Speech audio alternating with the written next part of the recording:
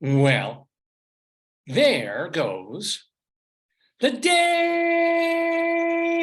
Good morning, everybody, and welcome live on this Saturday morning, November 19th, 2022, to the 871st edition of this radio show turned internet show turned video podcast called Dave's Gone By. Welcome to the Daverhood. I'm Dave Lefkowitz, the host, producer, and man about town of this program. My wife, Joyce, will be joining us in a little bit. And we're doing this. I wasn't planning this time of year, at least for this semester, for this period of time. I'm not even planning, per se, of doing a show almost any week. I'm currently teaching, adjunct teaching and stuff in a couple of local universities here, and it's just so much week after week of planning and grading and planning and grading, lesson planning and checking emails, and then, doctor's note from this, and it's just, 80% of my waking hours is taken up. 80% is taken up. See, I'm still in teacher mode. Even when I go on here, I'm like, is R plural, singular? Doesn't matter. Just so much of my time is taken up with my day job, if you will, that coming on here, as much as it's a treat for me, there's also planning involved. There's also work. So week to week, at least for these couple of weeks, I'm like, am I going to do a show? Do I have time to run and get a guest? Do I have time to do this and that? And generally the answer is no, but half the time is I go and I do it anyway. So I have absolutely no time. I'm slammed to the gills. I gave out an essay and now I've got 60 of them coming back at me and they're due this weekend and blah, blah, blah. I can't do a show. I literally cannot, but I do a show, right? I come on because there's some guest that I can't resist having in the Daverhood. They're appearing off Broadway or something. I'm like, oh my God, let's get this guest, they're available. And then I end up doing a show, which involves all this other planning and working and thinking and devising and stuff. But the past couple of weeks, you've noticed I'm being a little more sporadic than usual. It's pretty good for the last few years. I think out of a 52-week year, I was doing something like 49 or 50 shows a year, missing them only. I wasn't going out of town because of the pandemic. It wasn't like I was going on airplanes anywhere, but it might be some kind of holiday or I needed a break or we wanted to just have a Saturday morning free. But honestly, like every year, I was doing like 50 programs, man, literally once a week. And it was like that up until halfway this semester. And then I was just like, you know what? I'm starting to get just a little bit round the bend here. But so what am I doing here? Why am I here on this mid-November brisk morning in Maryland, in the Daverhood, doing a new show? I don't have a guest. I don't even have Wow the quiz. That's one of the hardest things. I've been doing the today, yesterday trivia quiz for the past, probably 2-3 years now, and having wonderful people like Leslie Hovan Blake and Vicky Quaddy and David Sheward and Moshe Denberg, people who come and play this weekly trivia quiz, but it takes time and mental effort to put those questions together. Even when I narrowed it down, even when I went from 10 questions to 7, and then made some of the questions easier for me to write, even so, you just kind of have that moment of like, do I want to sit down and take 2 hours and create the quiz? And it's like, no, I'd rather sleep. I'd rather make sure that I've done the grading so that I can spend Saturday afternoon and all of Sunday doing the slides, PowerPoints, and lesson plans for next week. So it's like today's going to be a very old school Dave's Gone By, in the sense that it's me at the microphone, if you will, and at the video camera, just yapping at you. I'm going to have my wife with me in a little bit. And we are going to do a couple of the segments that you've grown to know and love and hate on this program. For example, Greeley Crimes and Old Times, we have a backlog of those. God bless the Greeley Tribune, because even though old Dave has not been so diligent doing this show week after week, they've been posting. There are 2 weekly comedy stories in this newspaper of things based on real life things. There's Cop Log, where phone calls come into the local police department of weird stuff going on in northern Colorado, real things, but they take the funniest ones and put them in the paper every week. And then our friend Mike Peters collects and collates items from the newspaper back in 1922 and finds the ones that are most like, wow, either they're hilarious or just nostalgic. And he cobbles those together into a column called 100 Years Ago that they publish every week in the Greeley Tribune. Well, we go through them, I go through them, and put the most fun ones together in a segment that we call Greeley Crimes and Old Times. And we are doing that this week, just because we've got a backlog. I got literally like 3 pages of those and elsewhere things. Look at it, look at that. Tons of stuff for you. So we have that segment. We also, of course, we have our Colorado Limerick of the Damned.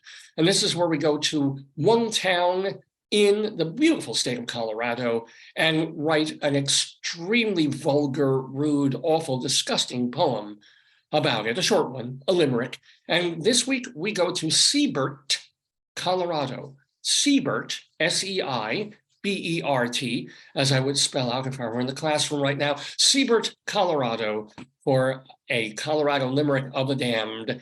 And if that weren't enough, and by God, as David Letterman would say, don't you think it ought to be? There's one more segment that I'm bringing back. And I do it every so often, because if I did it every week, I'd probably be arrested. It's called, what the hell is it called? This is like 5 hours of sleep a night. It's called My Sick Mind. And I do this every time there's something in the news, something awful, some tragic, terrible event that points to the end of humanity. Man's inhumanity to man, to quote a speech I gave back in like 9th grade. Something that is just so heart-wrenching and sad and terrible and evil, or just tragic or something like that. And I make fun of it. Yes, I write short jokes with really tasteless punchlines. If there were a sign emblazoned over my head while I was doing them, it'd just be too soon. Yeah, I would literally get on here and say, okay, here's some jokes. And over my head, you would just see the words, pulsating in neon, too soon. And it's funny, we talked about this in one of my classes, because that's all I can talk or think about is my teachings. And one of the assignments I gave out as an option was a peer-reviewed article in a journal about use of humor in dark situations. And I mean like the Holocaust, genocide in Syria. And so some of the students chose to do that particular article and do their presentations about dark humor and whether it was appropriate or whether it's inappropriate, or if there is such a thing as too soon. One kid actually did the whole tragedy plus time equals comedy. And I tussled with him about it, because for me, comedy isn't necessarily reliant on time, right? Because tragedy sometimes almost immediately requires comedy. And it's funnier because it's right in the moment, and there's the shock of it. I wanted to give out the example of, and it was so close to saying this because he had a slide of Abraham Lincoln. And it's like, if you make a joke about Abraham Lincoln, no matter what it is, it's 160 years ago, who cares, right? And I wanted to tell him, okay, so there is, we all know this famous joke about Abe Lincoln, or really tangential to him. The famous one is, well, aside from that, Mrs. Lincoln, how'd you enjoy the show? And it's funny, most of the class had never heard that joke. And there was a delayed reaction of people slowly getting it. And when they did, they laughed, right? Which was great, because it's a very sick joke to this day. It still works. It still works. But okay, tragedy plus time equals comedy. Aside from that, Mrs. Lincoln, how did you enjoy the show? Well, I have similar jokes, but take away the 160 years and make it like 5 days. Because in our in our My Sick Mind segment for today are jokes that I started writing about a minute and a half after I heard that 3 football players at the University of Virginia were shot and killed. It was all over the newspapers. Literally 4 or 5 days ago, a teammate of theirs, who was a former teammate, who was still going to the university, and for whatever reason, they were all traveling together to somewhere on a school trip or something. And I guess he had enough. He'd maybe been hazed or taken too much crap from them, and had a gun, because these people do, and shot a bunch of them, killing 3, wounding 2 more. One was taken off intubation, so I guess he's doing better, but 3 dead in the University of Virginia, which is not so far from where I'm teaching. But anyway, yes, old Dave hears something so horrible. These young men, these men who are not just, football players, but college kids trying to better their lives, trying to move forward and on scholarship and playing. So they've got, if I think I'm busy, think of the average student athlete's life day to day of trying to go to school, show up in class, do the work, get grades, and be out on the football field at 5:30 in the morning, and be playing football and getting knocked around for hours on end on a Saturday after. I mean, it's huge. So 3 lives, 19, 20-year-old kids cut short. So sad, so tragic. And of course, I'm going to make jokes. So there you go, our My Sick Mind segment for UVA. That's coming up later. So you don't have to turn off the computers now. If you're going to be offended, if you're going to be like, oh, good, then it's not going to be talking about that for a bit. That's later in the show, I promise you. But it is going to be later in the show, I promise you. So that is going to be Dave's Gone By today, Saturday, November 19th, 2022. It is our 871st edition of the program. It boggles my mind. We've been on for more than 20 years. We did our 20th anniversary episode back on October. It's amazing to say back on. How funny it is. I was building up to it, building up. I was like, I know this is coming, right? I'm in the middle of grading. I'm in the middle of school. This would be in September and August and September.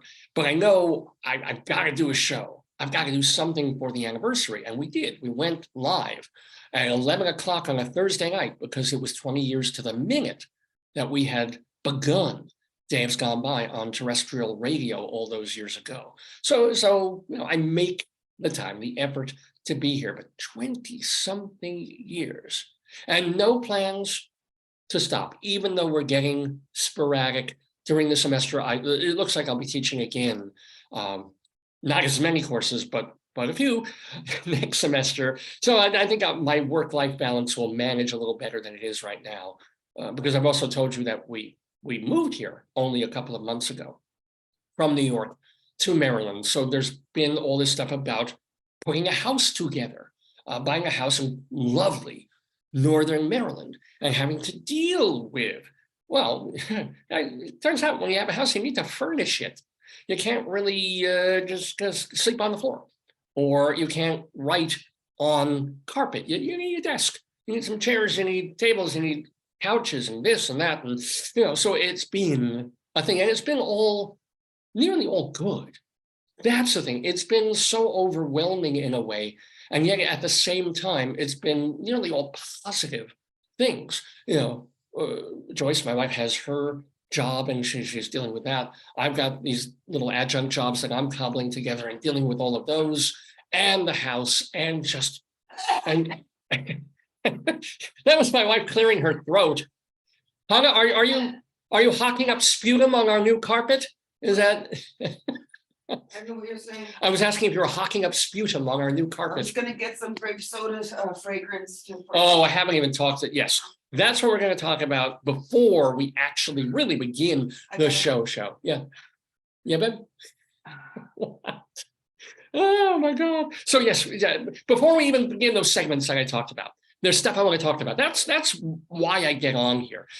I don't want to pay like $150 for 50 minutes to talk to some analyst on a couch. I don't need to. I just need to look in this camera and. Are you sure that it's streaming, or are you just talking to yourself? Does it really matter if it's streaming? Does it really matter if people are watching this? Yeah. Hey, I have a feeling that Joyce goes downstairs like early Saturday morning and unplugs our Verizon. And she's gotten somebody to rig my computer so that it looks like I've got the live streaming button going. So it looks like I'm streaming live on Facebook and talking to you folks and actually broadcasting. But it's really like, I do this for Dave. He needs to go on. He needs to get it all out and talk. And then after that, when we both need to grade and stuff, I replug in the Verizon. It's like, don't tell him. But anyway, so a couple of things happened over the last couple of weeks, and that's one of the reasons, really the main reason why I'm here on this Saturday doing this for me. I do it for you, but I do it for me.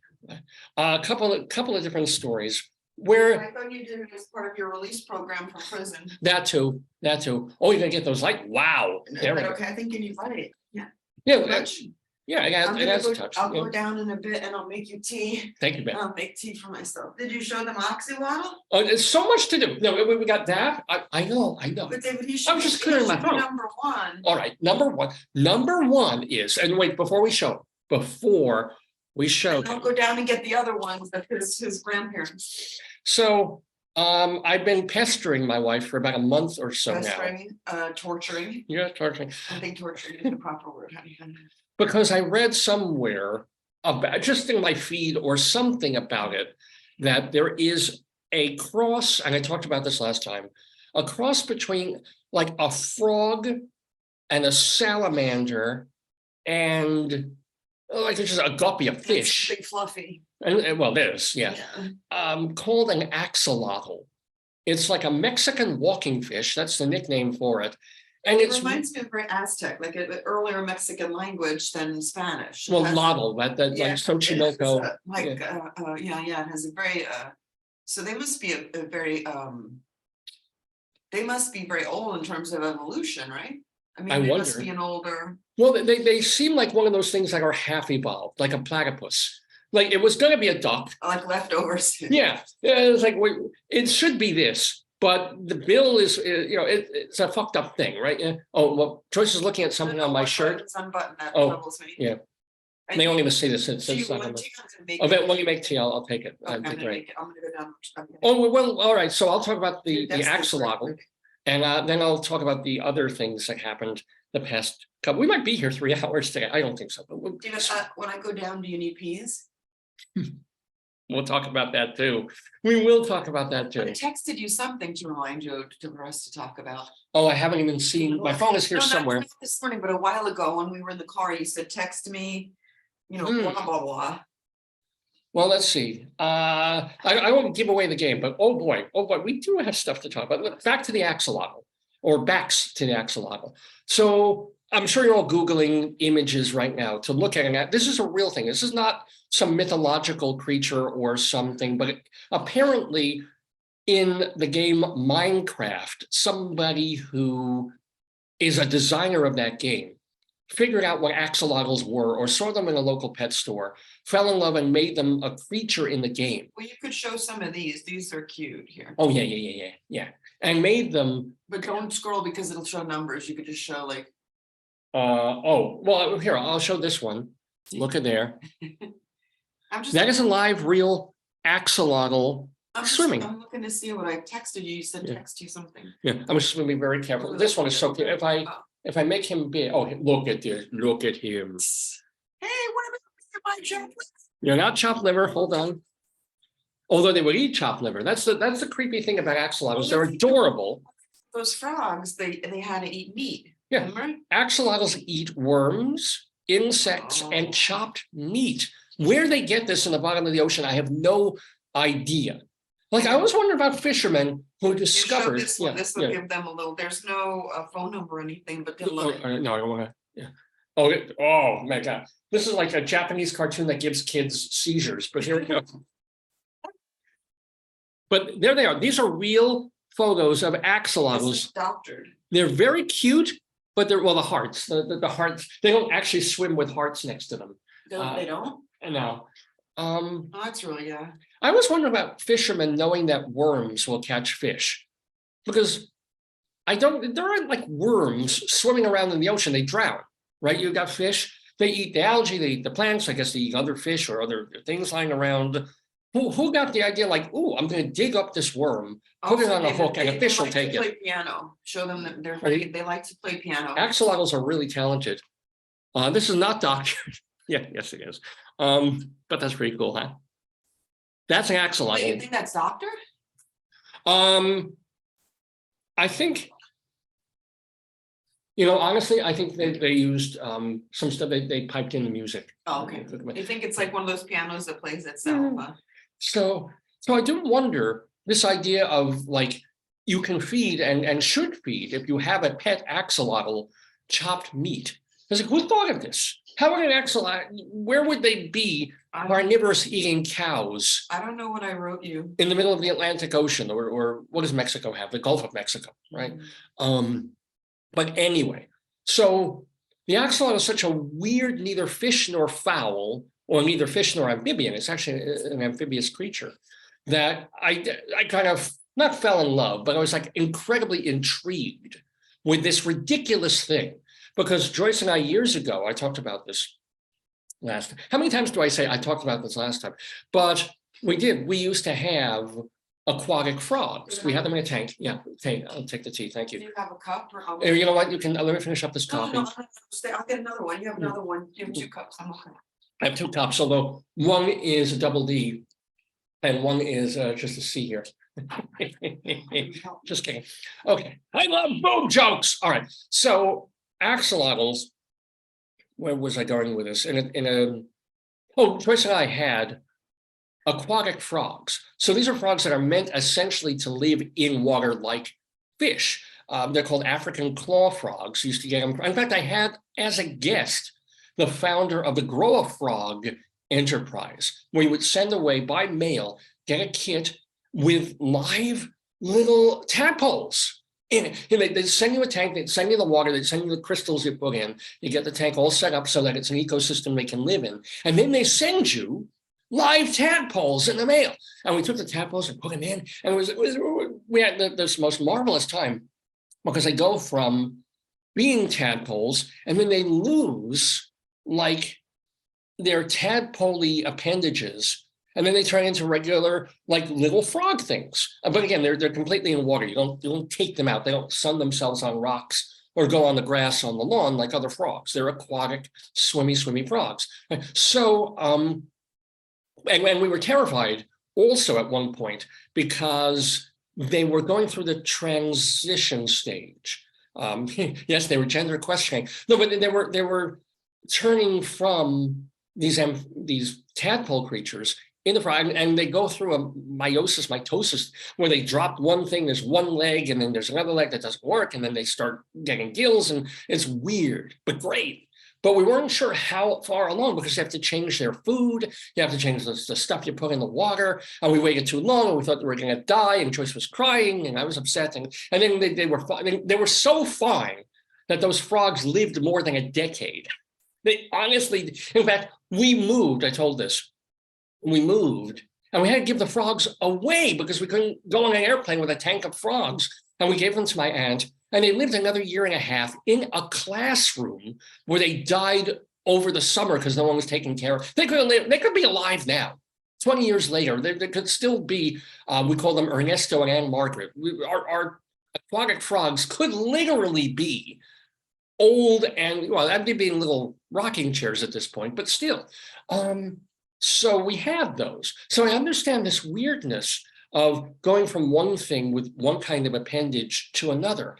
But axolotls, apparently they're in this mid-evolutionary stage where they've got these, like, well, you saw the images of them. It's like they've got fans coming out of their shoulders, but they look like frogs and they're very cute. And they got sometimes very smiley faces. They're adorable, but also weird because they're not just salamanders and they're not just fish and they're not just frogs. They're in that weird in the middle stage. And that makes them fascinating for me because they're cute and not cute at the same time. So because I noticed this and because the word axolotl is so fun to say and so unusual to like American speech because it's Mexican. Of course, as I do with everything, I torture my wife. I'm like, axolotl, axolotl, I want an axolotl, I want an axolotl. And she's like, yeah, yeah. So, and she had never heard of these things. And 2 months ago, I had never heard of these things. And then I go to a local 5 and dime kind of book and sundry store. And suddenly I see like there's a coloring book with little crayons and things for kids. And it's an axolotl coloring book. I'm like, oh, wow, this is viral. I just didn't know it. And then last week, we go to the college bookstore where Joyce teaches and where I teach. And in the college bookstore, they have little finger puppets that Joyce is going to bring up in a few minutes. And finger puppets, I look at them and I'm like, no, you've got to be freaking kidding me. Because you know how you think you're the only one discovering something? And he's like, I know this, and I get to tell everyone because that's a really cool thing. And then you suddenly discover, oh no, you're late to the party. Everybody else already knows about it. They just haven't told you. You know? Finger puppets that are axolotls. Really cute, like frog faces with their wingy things. And they were cheap too. And we get a store discount because we teach. So we're like, oh, we gotta get them, you know. So and we can't just get one. Oh no, we got, of course, we're a couple. You have to get two, a pair of axolotls, axolotli. No, we didn't get a lot of axolotls, and we didn't get a little axolotl. We got two axolotinos, axolutes.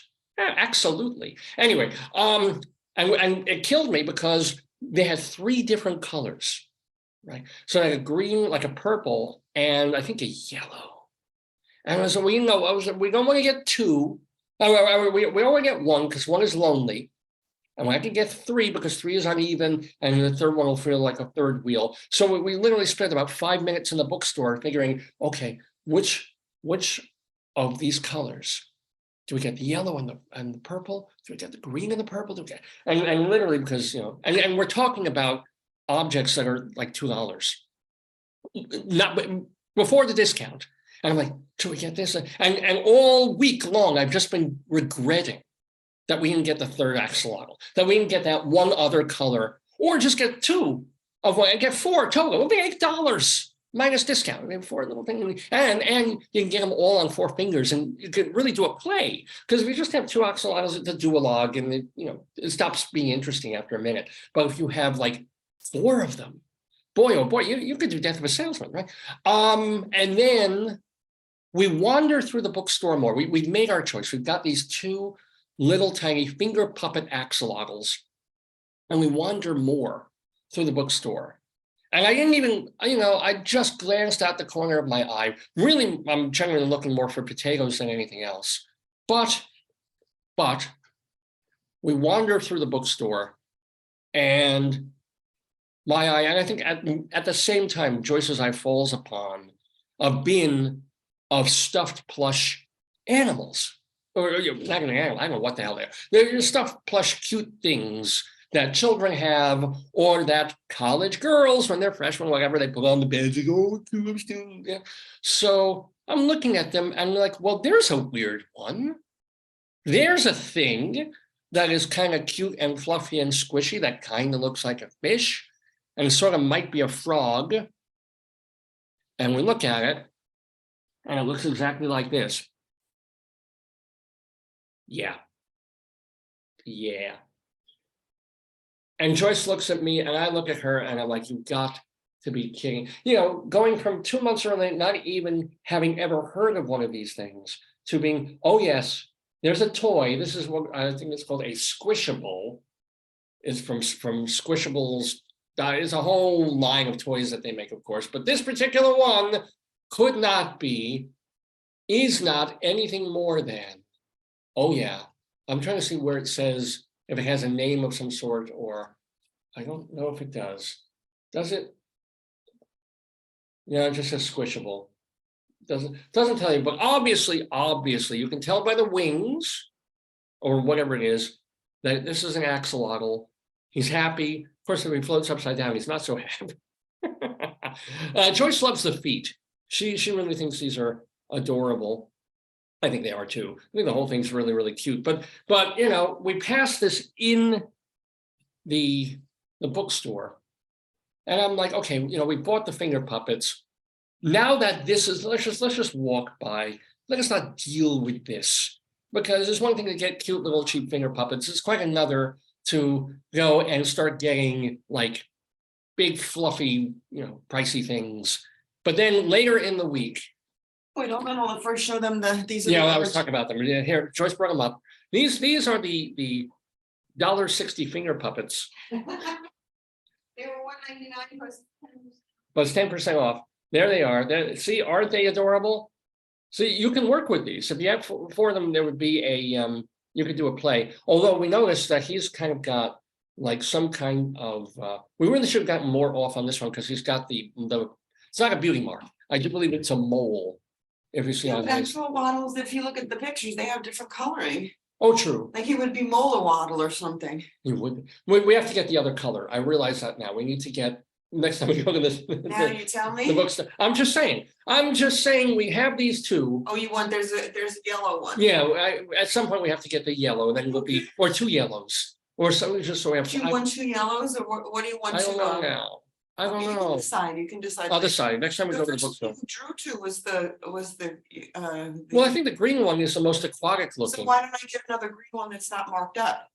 And we can have green that has marking and plain green. Green and then yellow. And then yellow. And then yellow. And then we'll have enough axolotls. But then, so during the week, when we bought those, we're like, okay, we're good. We're good. We now know that the world knows about axolotls. That's not true. Oh, really? You were by the checkout and you grabbed it and you screaming, me one, axolotl. You flung your hand and then you fell on the floor and you like kicked your feet and you were like, buy me waddle, axolotl now. And then they had to get security to take you out. I remember that. Yeah. So, but we didn't get it then. No, you went back later in the week, even though I threw this giant tantrum, I did that, in the store, and then you went back and got this. Who was the only one that show the feet? Hey, she loves the feet. I love the feet. See? Yeah, it's so cute. Little, what has feet like these? Like frog, ducks. They're adorable. Yeah, chicken or duck feet. They're cute. Yeah, the whole thing is really cute. So this is show them the dimples too. An axolotl. Oh, he's even got like if you look in the red on both sides, he's got dimples. Yeah. Cool. Who knew? Who knew? Who knew 2 months ago? And now it's part of our extended family, if you will. So, okay, axolotls. That's topic number one on this episode of Dave's Gone By. It's been an interesting 2 weeks, ladies and gentlemen, inside and outside the Daverhood. So, 3 things. Oh, you wanted to talk about the deer sleeping in the yard. That was the other one. I forgot. I just remembered. Yeah. The deer was sleeping there. Yeah. That's the other one. So, one of the upsetting things about living where we do in North. Oh, is that my tea? Do you want ice in it? How hot is it? It's very. I think it's a. Pop one ice cube in so I can just have a sip. Yeah, I'm gonna do. Can I do 1, 2? Yeah, 2 ice cubes so I can just sip it and get my throat going. If it's too hot, I'll give you more ice. No. And I have the. I need to inhale. That's why I have the cap. You could put it here, Dave. Look, if you need. This is perfect. This is what I need. This right here. And there's more ice in here at the cap. Oh, this is perfect. Thank you very, very much. Yeah. Okay, so worms. Worms. Yeah, axolotls do eat worms. So let me see. You could tweet it. I want to see if they're tweeting it. If they're tweeting what the squishable. It's squishable is the squishalotl. Okay. I do.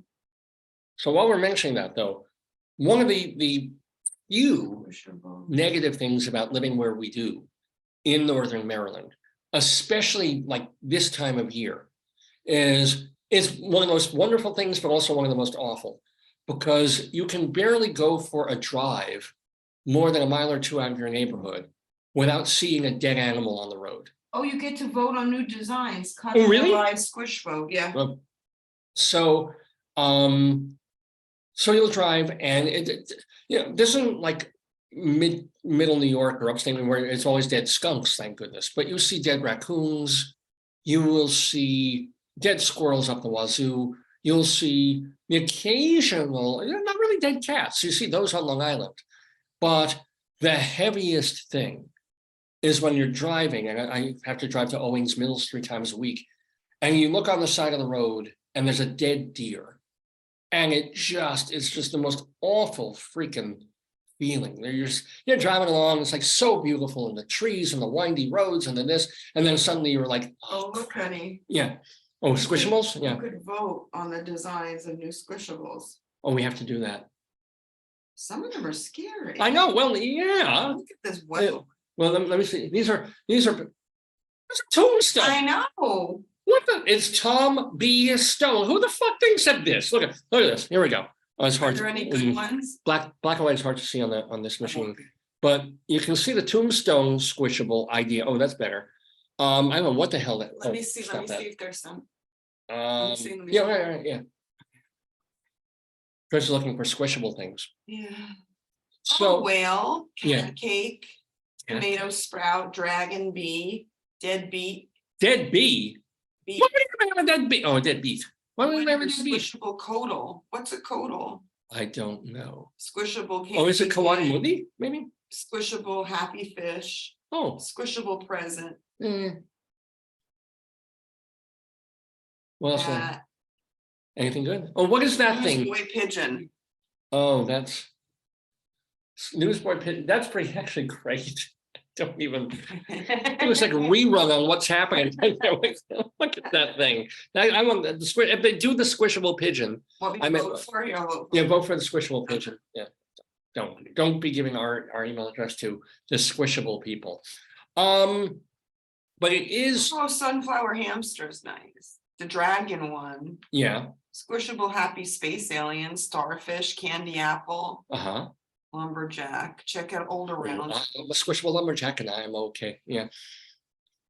Any others? Mossy frog rock. He's cute. Let me see Mossy Frog Rock. He's cute. Because that might be a good friend for. He didn't win though. I don't know about him. It looks like he's got some sort of like scalp disease.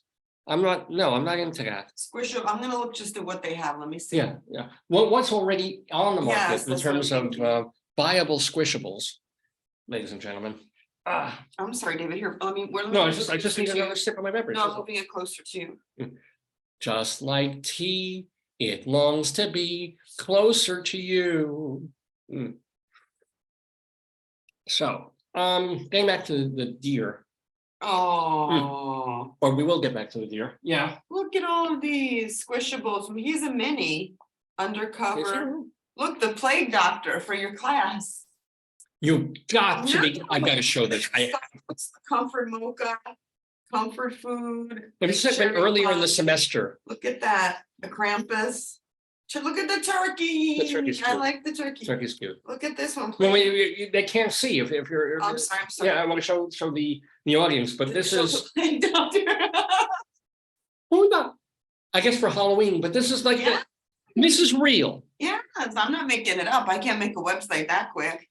I should have. You're right. If I'd known about this, I happened, unfortunately. Just take a picture, a screenshot. Teaching, that'll be like the final slide of my course. I inherited a class, a literature writing class, about the plague, because it's post-pandemic. Well, show me, Avocado? Yeah. He's cute. He's very. I think I've seen that one. Yeah. Okay, what are we? Well, the avocado one was very cute. Yeah. I'm gonna search potato. Please. They must have a squishable potato. If they don't, I'm writing a letter to the company. Although we'll have nothing to do with squishable potatoes. I'll just write a letter to the company. That's just cruel. The one on the left is awful. The one on the right, that has potential. Look at it. Okay, that is cute. You notice these things, by the way, are like $20 to $25. It's not like they're $1.50. Although that potato is cute. So I like the one with butter on his head. That one's cute. It's clever. It's cute. Mini Comfrey's minis. How many of these things do they make? Oh, look what's on top of his head. Yes, it's like egg and fried egg and butter. Yeah. What? Who puts the fried egg on? Oh. No, it's not a fried egg. It's what is that? It's probably cheese. Cheese, butter, and whipped cream. Now see, they call it a baked potato, jack potato. Shower of butter, sour cream, and cheese. Sounds snuggly. Right. No salsa though, so No. that's an unfortunate omission Wait, on look, their part. there's Plague Doctor. There's a whole Plague Doctor characters, look. Oh, are you freaking Yeah, kidding like me? different plague. These are like different Santa, but these are the Plague Doctor. You know, just when I think I'm being outre by doing things like My Sick Mind and the Limerick of the Damned, I look at the Squishable Company. And these are actual, I swear to freaking God, this is real. Yeah, we're not making it up. Come on, we couldn't be that. These are cute children's squishy cuddle toys. These are probably not for kids, you think? Yeah, you think? It says age 0 and up, so that means baby. Is it like fetuses have these? Yeah. 0. Here. When they're too old to abort, you can get them a squishable. Panda, which was kind of scary. My panda was kind of looked like a raccoon. I loved him, but he wasn't like the cutest cuddly. Oh, all right. Well, yeah. I mean, sometimes kids they gravitate towards. I think these must be like some like mini Raven King. These must be from some sort of squishable plague nurse. Like, oh, the mini plague nurse is out of stock. Oh no! You can get a massive plague doctor. It's $250. He's almost half the size of a person. Not the nurse though. Oh, and they have like look plague doctor Samsung phone case. Oh, you can get shirts and stuff. Yeah. Let's see if they have an axolotl. The world is beyond me at this point. The world has just moved past anything that I can think of in terms of being offensive or outre or inappropriate. AXOLOTL. Axolotl. Thank you. Let's see what they got. Axolotl very much. Oh. I axolotl my kids, but they give in return. They only have. Oh no. Yeah. Well, he's very cute. One. How is it that they have 15 plague doctors and 1 axolotl? How do they have 15 plague, 2 potato things? So they have some things. Oh, they're gonna do. Oh, there's a yellow one. So these are open ones. These are ones that people are suggesting, but they didn't. These are ones, like I guess that people wanted but didn't get voted. He got voted and made. Well, yeah, the one on the left. There we go. Oh no, the one on the. Which one is it? None of them. Oh, none of them. Well, these are the ones that people, I guess, voted in. And there's things currently in progress I want to show you because I'm afraid. Yeah, I don't blame you. Yeah. Okay. Let me look at. I'm gonna look and there's a something on designs in progress. Oh no designs in progress for axolotl.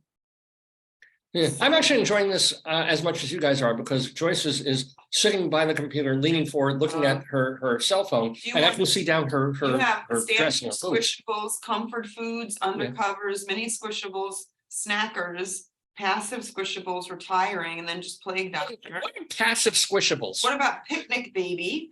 All right. Or you could shop by peanuts, sparkles, boozy buds, squish swag. Wait, what do you mean boozy buds? What? This is a child's toy. I don't think so. Who does this? Oh, they're examples of booze. They're all out of stock. Yeah, well, yeah. And even if these are for like college freshmen and they're too young to drink. They have like. Is this real? Yes, they have all like alcohol bottles that are personified. Get this for your 9-year-old. I swear to freaking God, what is wrong with these people? It's really cool. I mean, not this per se, but they're making things that the people are interested in. I guess everybody buys toys like us, like lunatics. I'm 58 years old. I'm buying, or my wife is buying for me a squishable axolotl toy. But this is the champagne bottle. I get this for somebody rather than champagne to celebrate. Yeah, we're visiting people for Halloween. We should do it for Thanksgiving. I think they would be really satisfied if we brought them. Well, maybe they would. Like if we bring a bottle of actual sparkling wine or champagne, right? We open it, we drink it, it's okay. Yeah. As opposed to we get them this, and they have this for years. Yeah, but they might hit us with it. I think might. This would be a cute dorm gift or something, but. No, it wouldn't. Excuse me. No, it's not. Stop going. You don't get an 18-year-old a bottle of champagne toy. I mean, if you're older. Maybe a graduate student. Would you like to see comfort foods or here's squishable stories? In real life, physical locations you can buy that aren't on the internet that sell our stuff. Oh, wait, well, yeah. Well, yeah, the local college The bookstore. weird part? Mhm.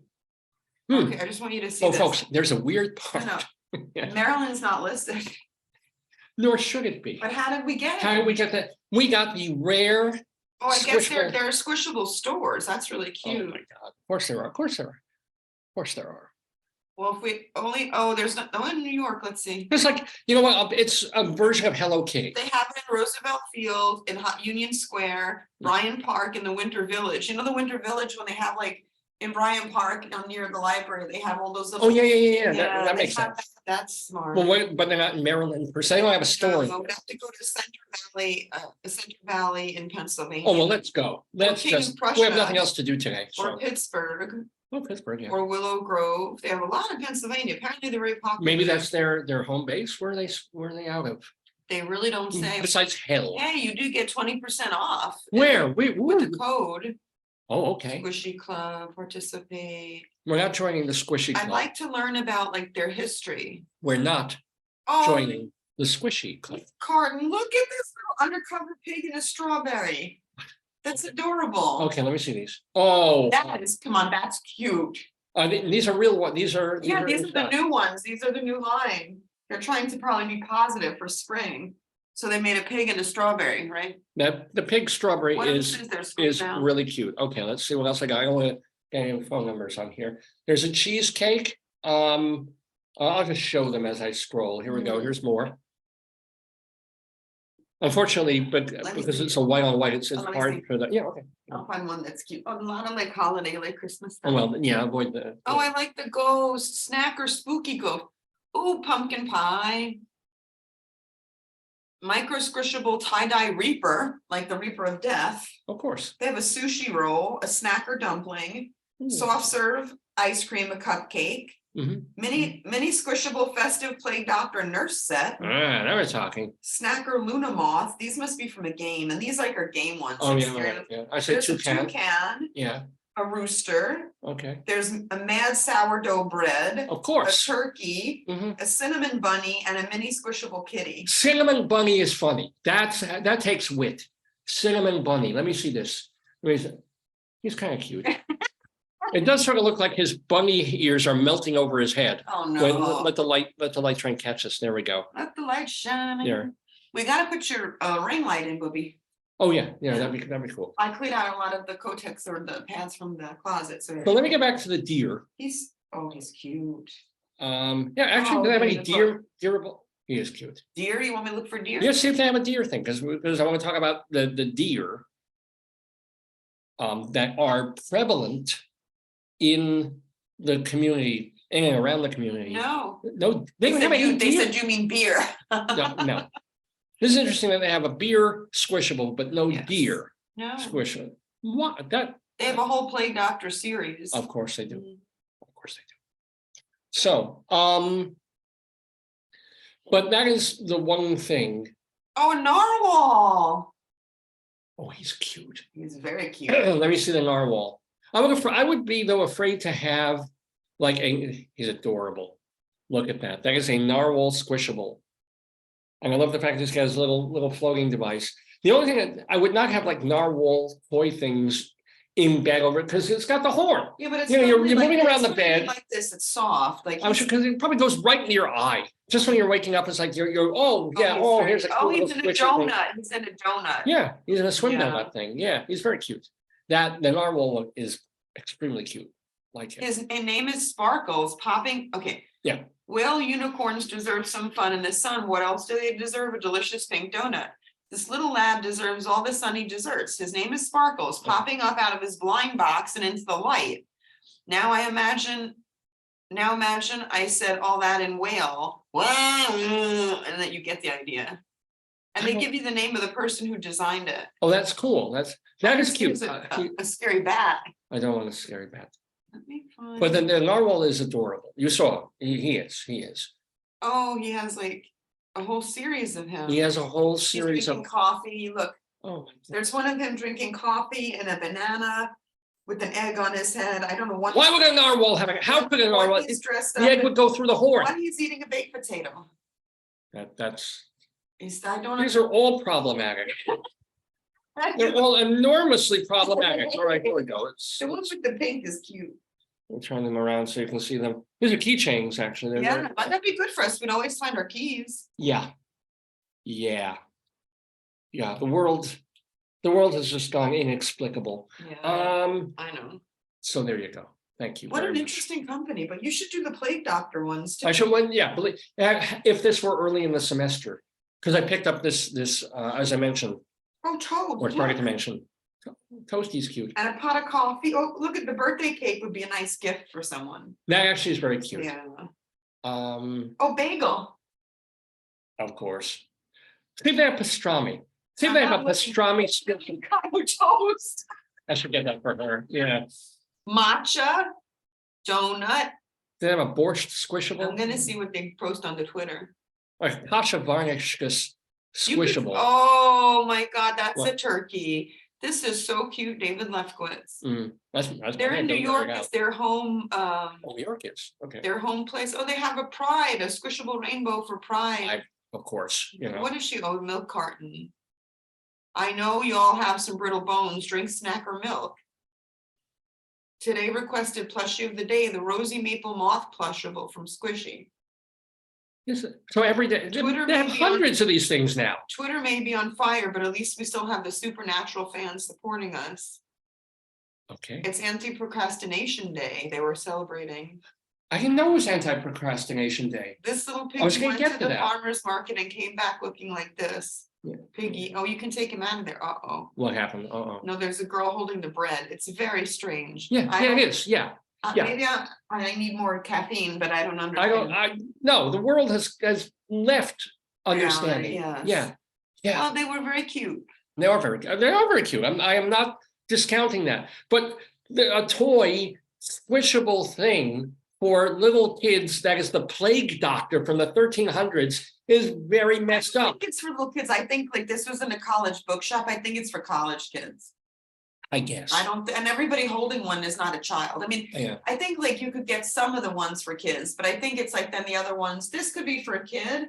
But Yeah. I think some of the other ones are definitely. Or definitely more for no. The people. beer and the plague And the doctor. well, the plague doctor's cute, but. No, it's not cute. No. There's a guy going among the dead, I looked- bleeding them Oh. and giving them leeches or whatever the hell they were doing I back think then. the plague doctor is an omen for like COVID and all Oh, sorts well, of probably. diseases but I mean, hey, Ah, oh my God, do you want your tea? no, I'm good. No, Okay. I'm good. So getting back to the deer. Okay, so there's deer in the neighborhood, and we were Okay. warned by one of the Uber drivers that we had to take Yeah. that this is Mating. this when the deer say, "Oh, hello, deer," and they go into little cops and do what they have to do, and they play cops and robbers. But so it's wonderful. We get deer in our backyard all summer I'm gonna long. Get a picture to show. Yeah, all summer long, we would, sometimes wake up or around dusk, a family of deer would just be kind of tromping through our yard, eating our flowers, leaving us presents. And they were squishable in a manner of speaking, little squishable It nuggets. was kind of like this one. This We would is- literally see a deer like taking a squat on our lawn, looking at us like, oh, thank you. Oh, thank you. I but- know, right? Yeah, this is kind of literally, the equivalent. Let me try to turn it. So it's what we saw when she was sleeping. So they've been weirdly enough less visible in our backyard than Well, on we used our to lawn see a this family week. of 5, David. Yeah. But every once in a while, I'll still see one if I happen to be looking out the window at the right time. As a matter of fact, this morning Yeah. I got up kind of early Oh, to okay. start working on the show. Looked out You saw? the back window and saw a fox. Oh, we saw one the other day too. Was it the healthy one? He looked all right. Oh, good. Yeah, Okay. 'Cause not the skinny sickly black one. legs, huge tail. Yeah. I they mean, do. big That's why freaking, women wear it, because it's got a big poopy tail. yeah, but he didn't look scrawny or anything. He looked like a pretty good, happy fight. He was just Good. wandering around. He came right up towards this window right here. And I was like looking at him. He didn't see me. Oh, but- today there's picture bingo. We can play picture bingo. Let's do that. Yeah. So, we do get animals. We get the very occasional fox. We get the deer. And the bunnies. Funny, there were no bunnies around when the fox was around. And they're But smart. so it's upsetting when you see deer by the side of the highway. Twice this week, I was driving and cars had to literally slow down and stop because there were stupid deer crossing the highway. I mean, it's not really a high, it's a road, a county road, but a road that goes like 40 miles an hour, which means the cars on it go 50 to 55 with the speed of traffic. Yeah. So trying to stop for these things is very difficult. And at least thanks to the time change, I'm on the road at 7, 7:15, 7:30. It's light out.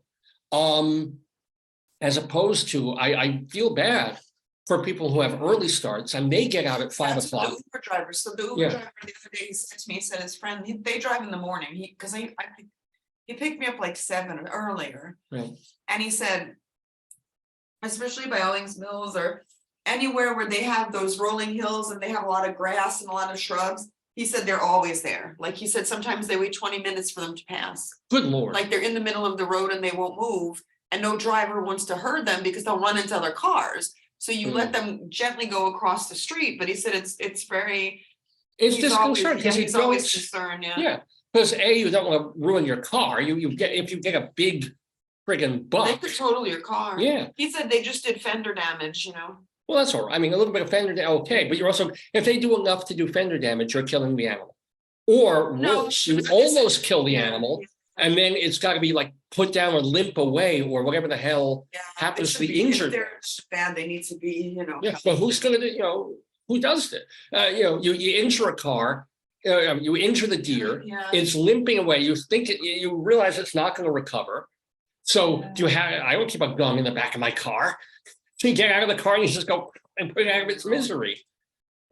So anyway, but what I don't understand about deer, right, is that it's not as if these are brand new roads. It's not as if these are brand new highways and things, But they're brand new deer. Right. But don't these animals develop over the course of, how wild dogs became domesticated and became dogs over. Some do. So it's like probably like some know. The smart ones don't die, and the ones who don't get it die. It's probably some form of like. But what I don't understand is what is it about that? Like you have on one side of I'm going to call it a highway, even though it's not really a highway. On one side of the highway, you've got acres and acres of trees, of grass, of leaves, of bushes, of places to roam. Maybe they've eaten all the flowers on that. They couldn't possibly have. You don't know. Like 3 or 4 or 5 deer, a little family could not have finished everything this side of the road. Because it goes for miles. Maybe they have like a Twitter and they get a call saying we're going to meet up. Everybody meet up. I mean, I get it if this was a brand new road for like the last 10, 20 years. Well, it might be. We don't know. And the deer had been used to crossing this path. Do we know if it's new? We don't know. Well, you can look at it. You can see that this was not just newly constructed road, that this was a viable. You can literally look up. If you look up, what is it? It's Broadway Road, literally called, go figure from there. Broadway Road going down to Owings Mills, right? You can, they didn't just construct this, or even 5, 10 years ago. Wouldn't there be generational things? No. Of one deer telling each other, the old grandpa deer. You stay on this side of the road. You probably don't want to, because they go fast. These machines. I don't know what they are. They don't look like any other animal that I know. Just don't. If you do, you're really taking your life in your own hands. And they do. Why? Why do? It's like people who. It's one thing to, if there's no traffic and you cross not at the green but in between, or there's a green light but you want to cross the road. You look both ways and you run, and every once in a while someone gets hit. If they're like, where's that place in Forest Hills? Oh, Queens Boulevard. Queens Boulevard. Yeah, that's because people can't make it fast. Because it's 3 lanes on each side of traffic, and if you start running, there could still be a car going 45 miles an hour and get you.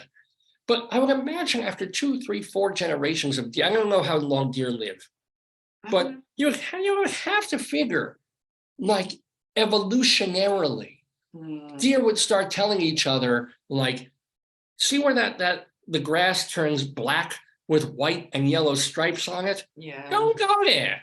Or You can look. I think you might feel it, like for me, you might feel it under your hooves. You'd feel the difference. Yeah. And when you do, because when I was driving this week, right, on one side, on it was a two-way street. On one side, the woman stopped in the car because deer were literally crossing in front of it. And then on my side, there's this deer standing on the edge of where the grass turns into the road. Yeah. And I'm like, waiting. I'm like, don't come here. Don't. And I didn't know whether to honk, because honking would be, I don't want to startle the deer, even though it would stop on my sides. We should look, I'm going to look it up here.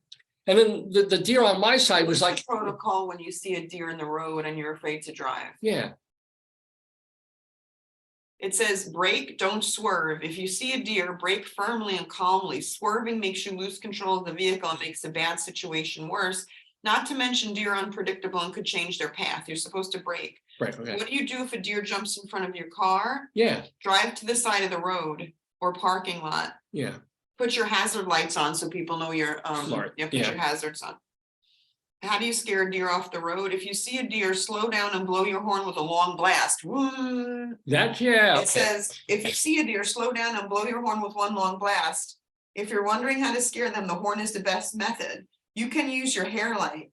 Although deers are mesmerized by consistent light, so flashing them might get them moving. That's good. So flash your headlights, put your hazards. Yeah. Or but don't, if you see the headlights, they get mesmerized. That's why they get hit. Because they're mesmerized by the light. Well, a deer in headlights. That's the old cliche. Because I was thinking, like, maybe do I get out of the car, like put the hazards on and just walk up and start going booga booga, and start pushing his ass out of the way. One, blink your lights, put your hazards on, and then woo, and then they'll go. If they leave the lights, they'll be like, right. But I'm just like, and they said this is mating season. They're out there. They're looking for fun. And part of that, though, on Tinder. The happy part is that we saw, even though we're seeing fewer deer. The kitchen one? Well, no, there was one that we saw in our yard. Yes. A lady deer, which was beautiful. We didn't see her in the kitchen. She's a doe. No, the one day you called me, I was doing dishes. I looked up and you showed me there was a buck looking in the window. He must have seen the light I had the light on doing dishes. That's it. He's like, hello. He's mesmerized, yeah. But we also had a female deer, who was in our backyard and found this little area, little nook, like a nook where it was under one pine tree, and so her back was kind of protected. And she just stayed. There was a big rainstorm. Oh yeah, that was bad. Yeah. So she was able to kind of duck out of the rain by staying in that little area, and she just stayed there for hours. And I would have watched her all night, but it would just get so dark that after, it was dusk and I couldn't see her, but I'm assuming she was there. She was gone by morning, but it was so wonderful just having this sweet little deer resting. I don't know if she was sleeping. I don't know if they curl all the way down or they just kind of, sleep on their feet, but not standing. She was kind of down and safe. I love that they feel safe in our backyard. I think that's wonderful. It's a hangout. But I just, I don't understand animals. I really don't. It's like, you live long enough, you have generations of these things. Okay, so let's practice. Yeah, okay. Let's practice. Dum dum dum dum dum. No, first flash, blink your lights. How do I do? I just hit a flasher button. And then I ran away. That went very well. We practiced. By the way, you're watching Dave's Gone By with me, Dave Lefkowitz, and my darling, wonderful wife, Joyce. We're doing our 871st episode of the show on this Saturday, November 19th, 2022. We do. And we've been on an hour. I warned you about this. We have our Greeley Crimes and Old Times. We have our axolotl making a never cameo appearance. We have our My Sick Mind segment coming up and our Colorado Limerick of the Damned, where we go to Seibert, Colorado. Are you going to run out of towns in Colorado? Not yet. It's not going to run out of towns. I'll run out of things that I can think of rhymes to. Oh. That's the hard part now. It says, How I mean, many even towns are- Seibert, How many towns are in the Hundreds. state? Probably what? hundreds. Okay. In a state like Colorado, How do you you'd be find those? amazing. How do you just Oh, look? lists. There's lists on the interwebs. Oh, okay. We got a map thing. I was curious. Yeah. Yeah, who knew? I'm coming up with Are you going in places. alphabetical order, or are you just going like catch? The lists are in alphabetical order, but I'll Oh. look at something. I can't make a poem out of that, so Oh. I'll skip it and go down the line. I've got well over 200 Oh, my of Lord. these now. If I ever get to like 365, I'll do a calendar book. You know, I'll just do like a beautiful picture of the place in Colorado, and then a really disgusting awful Oh. poem about it. You know, Oh my that's what it's all about. Anyway, so yes, we're watching Dave's Gone By with me, Dave Lefkowitz. So, bit more even still to talk about, and then the segments of the show. So I talked about the deer, Mhm. right? Talked about the axolotl. Mhm. Haven't talked about what happened yesterday and that we're naming the show after. So Joyce and I shop 2 or 3 times a week at this. No, that's not true. This week once. This week once. We generally go 2 or 3 times a week, either to eat really? and or shop. Yeah. Okay. And it's local, and it also has good, healthier, organic-y kinds of. Worms. They don't have worms. Oh, see, he's mad. They don't have worms. Just like- There we go. Now he's happy. So we go to a place called Mom's, right? And it's like an organic-y, Whole Foodsy. What's that other one that we used to go to? Sprouts. Sproutsy Yeah. kind of place with all different kinds of food, better quality produce and vegetables and fruit and meats and things like that. And this is, remember I was eating the crickets a month and a half ago out here, the chocolate covered crickets, which amazingly enough, I've yet to finish. Go figure. But this is the place that we get them. And also they don't really have much in the way prepared food. I mean, you get cheese there and a lot of organic and vegetarian Do you things. think we could walk to Whole Foods from school? We probably could. I'm gonna. So we go to this place, and they also have a whole other section where we get. Well, I say they don't have prepared foods. They don't have it in the supermarket part, but they have a place where you can get vegetarian sandwiches, and they're really good. And I don't just say this. I don't just say like, oh, you know, for my wife's sake. Oh yeah, you know, oh, it's good. It's delicious. Because sometimes you eat vegetarian food and to be nice, you say, oh yeah, it tastes just like me. Oh yeah, I can get how this is a frankfurter that it's made out of tofu, but it tastes like a frankfurter. Yeah. And then you spit it out and you go out for a pizza. But this is different. This place really is tasty. They have the best combination of knowing exactly how much lettuce, how much arugula, how much cilantro, to how much of like this tempeh or paste thing or mushroom thing, and they use the spices that really, really make it taste good. It's a really good place. So, and so we get our sometimes like dinner 2 or 3 times a week there. Wow. So it says to walk to Whole Foods from my office is 13 minutes. I'm gonna do it. To walk, that's fantastic. I'm Yeah. gonna do it. All right. So, but the problem is if you're going to get beverages there, glass No, beverage, where are you going to bring them? No, I won't get that. Yeah. Like we have the gift certificates. If they're still good, I'll Yeah, try to great. use it. Yeah. So we go there, and 2 times now that we've been there, we've run into people who are, I want to call them library people, because these are the kinds of people that you find in libraries, because they're open all day, they're free, and they tend to attract the mentally unstable, like me. So a couple of weeks ago, we were in there, and this older Jewish woman starts talking to us about how you just can't get good cookies anymore. Like back in the day, they made cookies and they really tasted like cookies. And now they go to the supermarket, they taste like sawdust. And so she's wandering around in the market with her cart, and then she's talking about produce. Meanwhile, she doesn't have any cookies in her cart. She's talking about all the things that she isn't buying in the place that she should be going to buy the things that she's hoping to find. And you can tell, I mean, she's a nice old lady, Yeah. just a little bit But dodgy. she's saying like, I think she was like somebody who was isolated because she keeps talking about how she doesn't eat cookies and she makes her own cookies. And she went there to get like bread and milk, but if you're going to a store like that, the thing you go for is more healthier cookies with more natural ingredients. You could get bread and milk anywhere, like at a 7-Eleven. So, and then she's like, I don't eat cookies, but she looked like she ate cookies.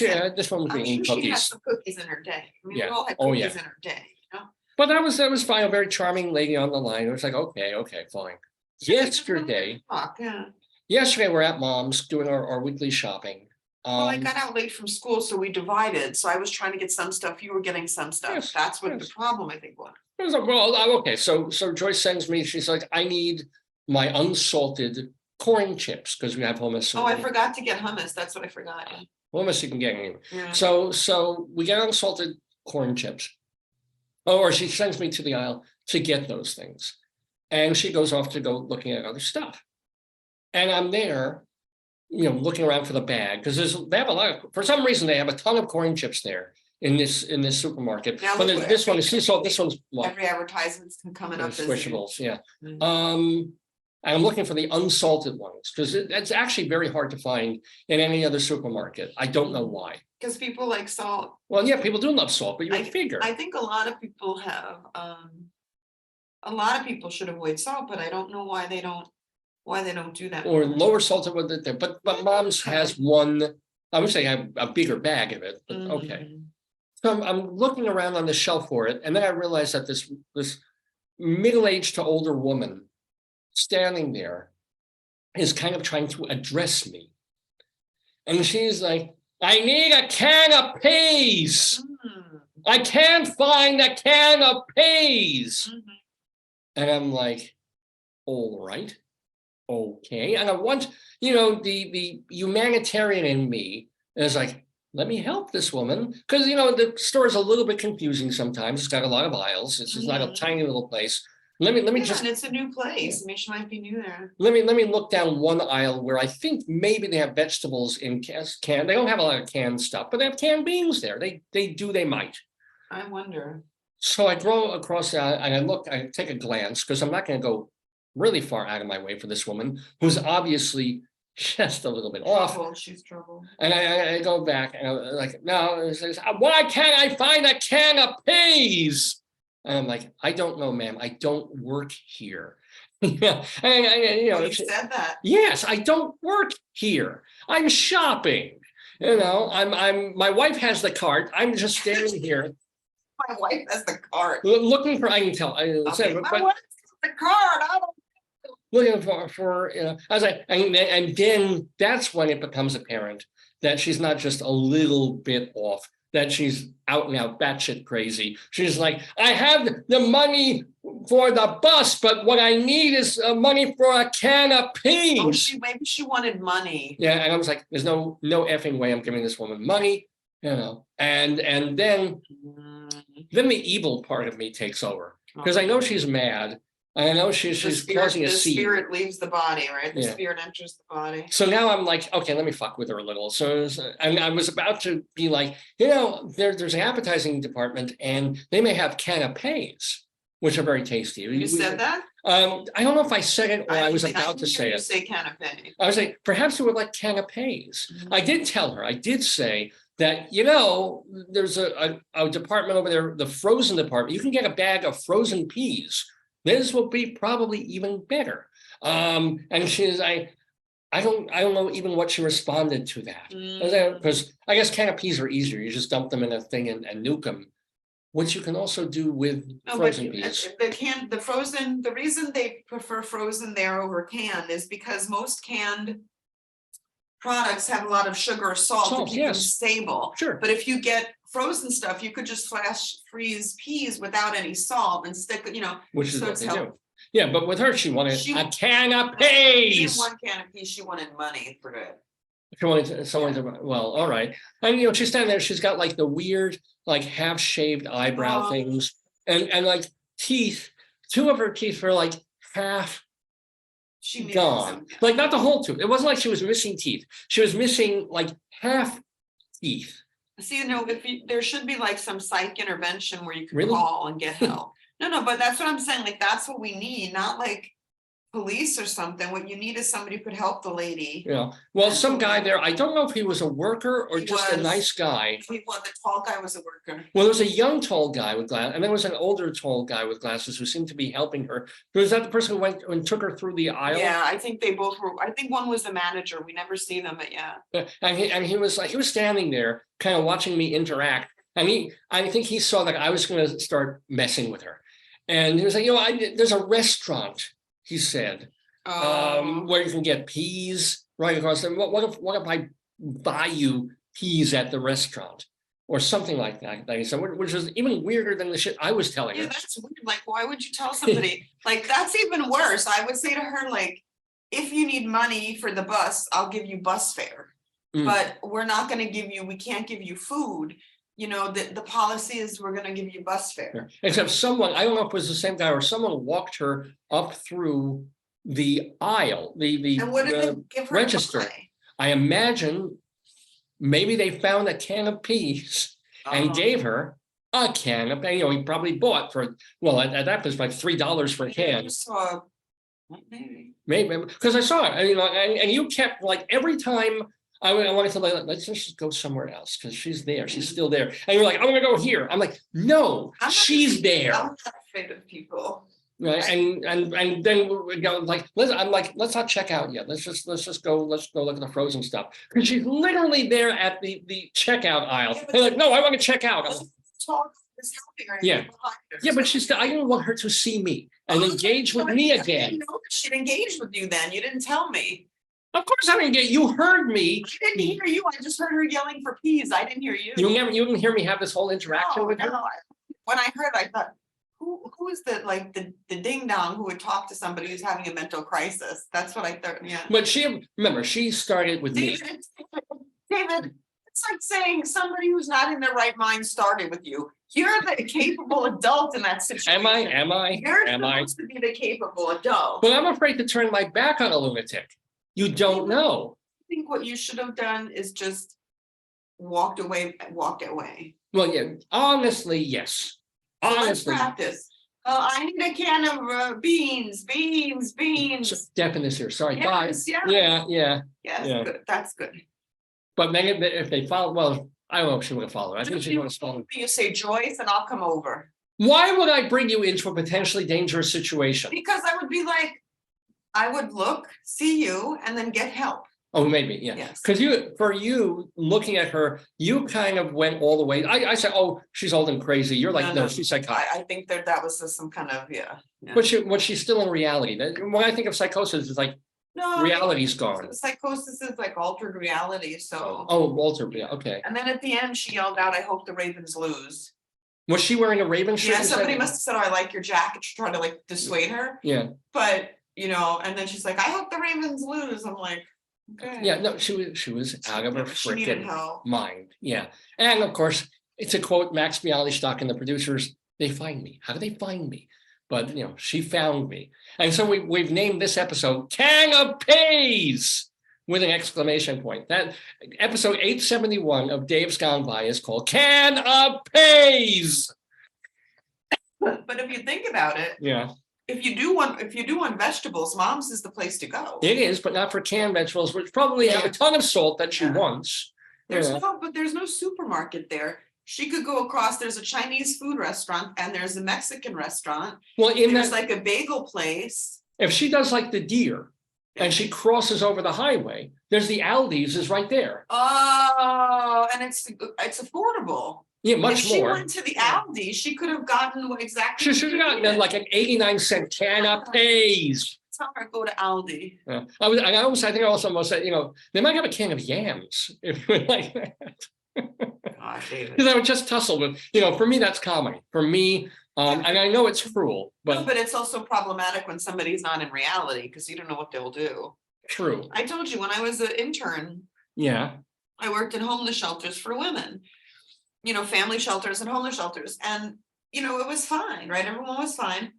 And I was a community health student, right? Community health education. My colleague was a social worker. So they'd introduce us. They'd say, Joyce is in community health and, Hunter.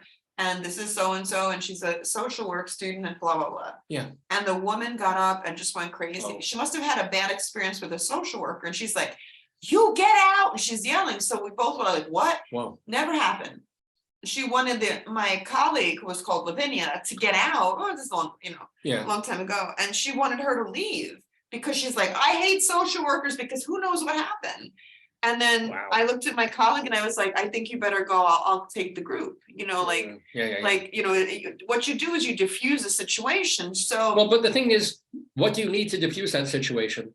A social worker. no, you need the person who's the strike point to leave. Yeah. I was like, why don't you go? And she's like, well, I'll get in trouble. It's internship. I'm like, I'm here with the group. Like, let's just. Yeah, you can make that choice. And then someone from the shelter came and, got the woman and took her out of the group. But as soon as she left, the social work intern left, she calmed down because she must have had some experience where she was triggered by. Because social workers, people think they solve every problem. They can't. They're human. No. So I think she must have had some bad interaction, but she was like, she just wanted her to get out. And I said, you know what? It's like my other student when she had beautiful curly hair, right? I like curly hair. And so she was working with a couple that had dementia. The woman had dementia. Yeah. And the man had cheated on the woman years ago, like 50, 60 years ago, with the woman that looked like my student. Oh boy. My student was like the director of the program, but my student couldn't go near them because it would trigger the woman because she'd say, you ruined my marriage, and the girl probably 60 years ago, right? But she saw her, and it just, like sometimes you can't. If it's such a strong trigger, you really can't, I get it. You gotta just diffuse the situation by removing yourself. Wow. Yeah. Wow. Well, we removed ourselves from moms. We had a good dinner though from. Oh, I ate like a pig and then I fell asleep. Yeah, well, it's Friday night. It's Friday. We're not even in our 80s, ladies and gentlemen. Joyce and I go to sleep at like 9:30 on a Friday night. Once it's dark, like I'm up like with you sometimes 6 or whatever. And then when it's nighttime, I'm like, it's time to rest now. Yeah. And if I have a busy day, I want to work out today, but I'm tired. But for me, my life in New York years ago, I would go to a show in the middle of November. And I get out of the show at 10:15 at night. I get on a Long Island Railroad train. I come home, I walk home at like 12:15 in the morning and then get up and go to work. It was like, and now my life is like, it's dark outside. I'm bored grading papers. I'm not gonna go anywhere. Not gonna watch anything. I know. I think I'll just get in bed and sleep. So my life is over. No. I also think like for us, everything's new. It's a new setting. It's new work schedule. Like it's like when we were in Colorado, we had the there's a nest in the tree. The seasonal affect. Yeah. Yeah, we had the altitude. But I think here with everything being new, it takes a toll on the body of the adjustment. So you're kind of, trying to readjust. And I think that takes time. And then literally like I was in a meeting, it began, and then it was like 6 o'clock when it ended. It was pitch black. Yeah, I hate that. It feels like midnight. It's like, so your circadian rhythm, your body's like, oh, it's nighttime. So yeah, I agree with that. It's the time. I think we're used to Maryland. It's not so different from New York. I think but the fact that we rolled the clocks back and suddenly 4:30, I railed about this for years. Yeah. So and the day feels over at 4:15. That sucks. It's nice that I drive now early in the morning and it's light out, but it sucks that the days feel so short, and we're still a month away from the shortest day of the year, quite literally. Like I guess December 20th or 21st will be the shortest day. We still got 4 weeks away from that, and already, like I'll have to pick Joyce up from school, and at like 5:30 in the afternoon, it's night.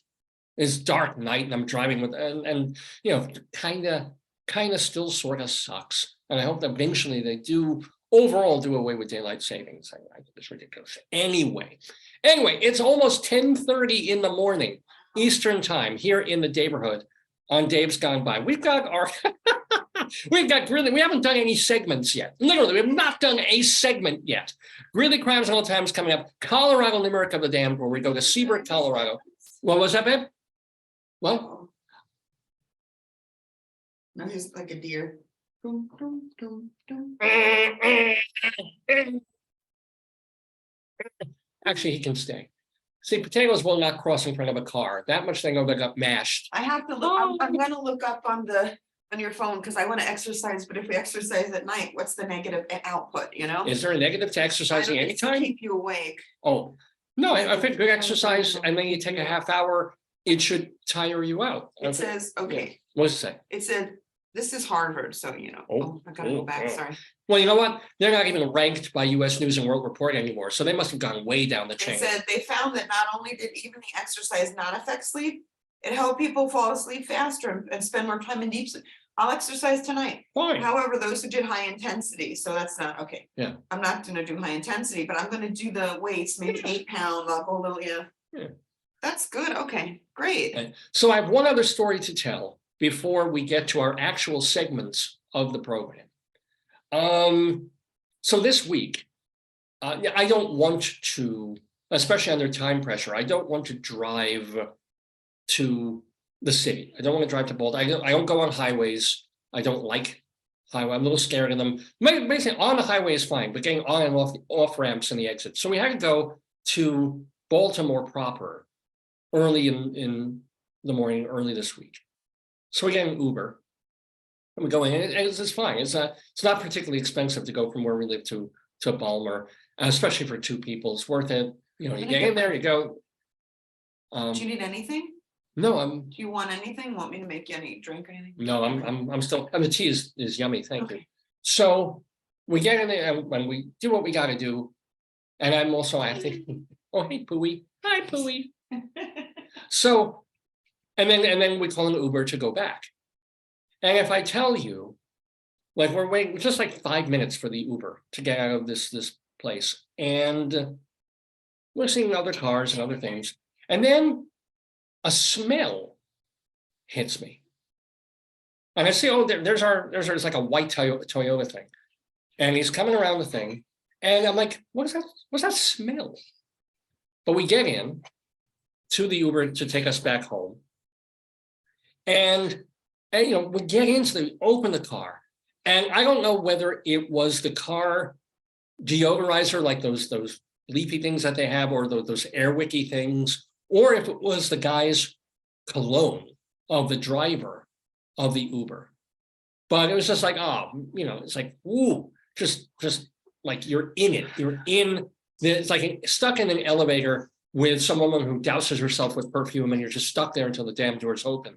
But we're in the car for about 25 minutes. The driver, thank goodness, even though it's a very cold morning, he's got his window down, so we're getting some air. And we finally get out of there. You know, it was a fine ride otherwise.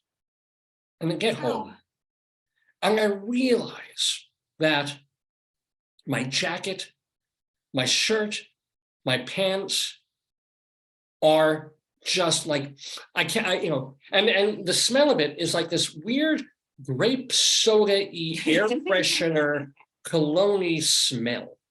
And it's like, ugh. And so I'm like, oh, you know, and I have to go teach in like an hour. So I get my clothes off. I was like, you know, into the laundry with you away. And, you know, it's like, fine, great. I get redressed, and I grab my stuff. I grab my jacket, and I'm like, oh, shit. Because now my jacket still has it on all over. I can't just launder the jacket. I've got to wear it.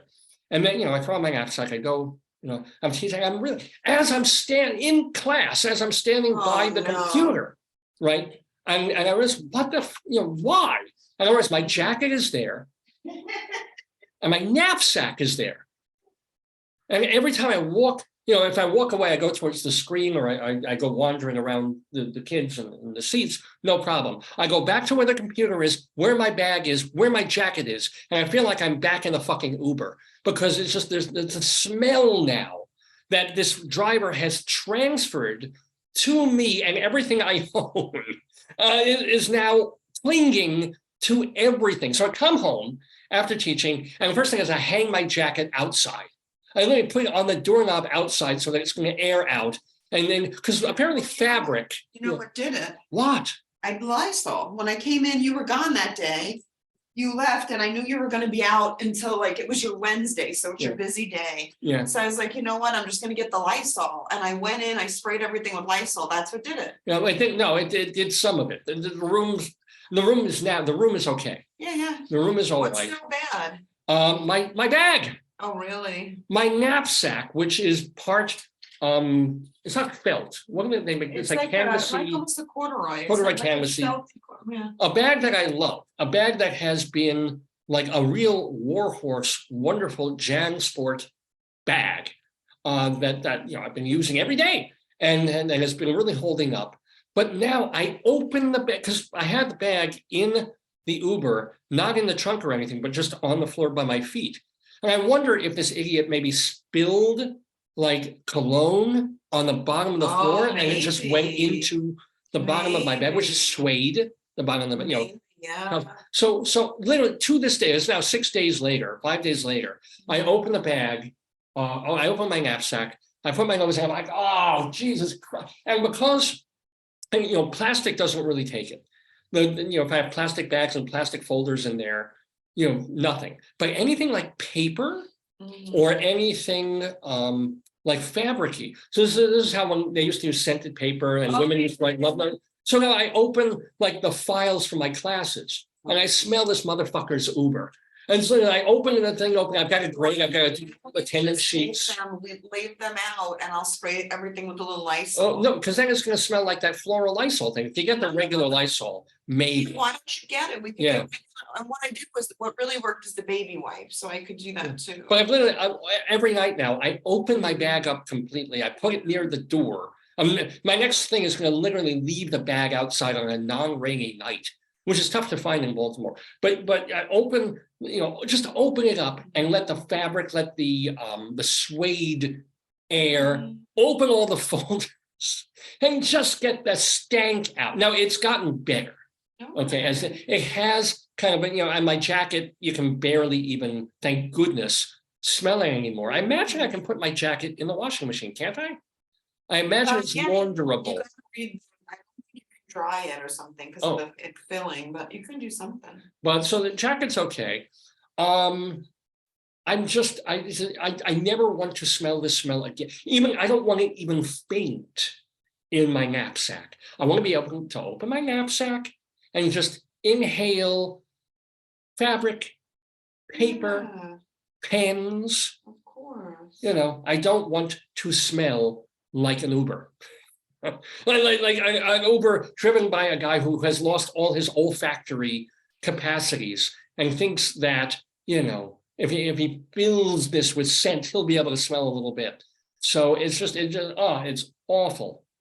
Just been awful. So I just, why can't people just be like clean? I don't know. And smell free? I don't know. I'm not going to mention names, or I've got one person in one of my classes. And I know when she's there before I walk in the room because it's just like stank. And the other people won't call that a stank. They would say, oh, it's perfume. Yeah. But for me, it's friggin' stank. And I was just, and lovely student, really nice, really diligent and stuff. But I'm like, oh man, I'm gonna smell this the whole next 50 minutes. Well, a lot of people, do it. Like I grew, so especially like I worked with the shelters and a lot of my stuff. I worked with pregnant women, or I worked in hospitals, or I worked in places where I'm noise sensitive. I don't like a lot of loud noise, or shrill, but I worked with a lot of people in medical settings. You can't do that because Can't have, because a lot of people have either allergy or they're like scent-free places, or people who are pregnant have heightened, it's like me with migraine. You have heightened sense of smell, so you can't wear any cologne or perfume. So we grew up that way. But and my mother was a nurse, so she was like, no fragrance, just clean, like Lysol or alcohol, whatever, but no, like you would clean something, but it wasn't like fragrant, like super fragrant. But people do it. Some people really like I know they feel it represents who they are. People like I would rather walk, and I mean this, I would rather walk into the wake of a person's fart. Oh, I would not. depending on the fart. I think- Not if it's a shit Yeah, but I fart. think when we entered Mom's, I did think we walked into the wake of a fart because something smelled off, so. Where? Really? I don't remember that. Yesterday, yeah. Maybe it was from that woman. No, I didn't see her then. Oh, I didn't. We have something in the, we need baking soda also from the Yeah. fridge, because there's something in there that's a little farty. And I don't know what Oh, it is. I smell individual foods and it's no problem, but something in there It's farting. is a little farty. Okay. So I'm wondering what So that here, let is. me write this down. Yeah, farty all the time, farty all We the we time. got the Babo. We did. I We don't got the Babo. We got Bon Ami. Bon You Ami. can't find Babo anymore, Bon which Ami, is one bad. of my friend, Mon Ami. Yeah, but good My friend. good friend. Good Okay, friend. so we're So we got our getting, Bon Ami, we need baking soda. and I hope you'll Bon Ami later because I'm horny. But what else you got there? You got baking soda we could use, yeah. And we'll get water. Axolotl said worms. He needed Worms to- and worm- brine shrimp worms. and worms, yeah.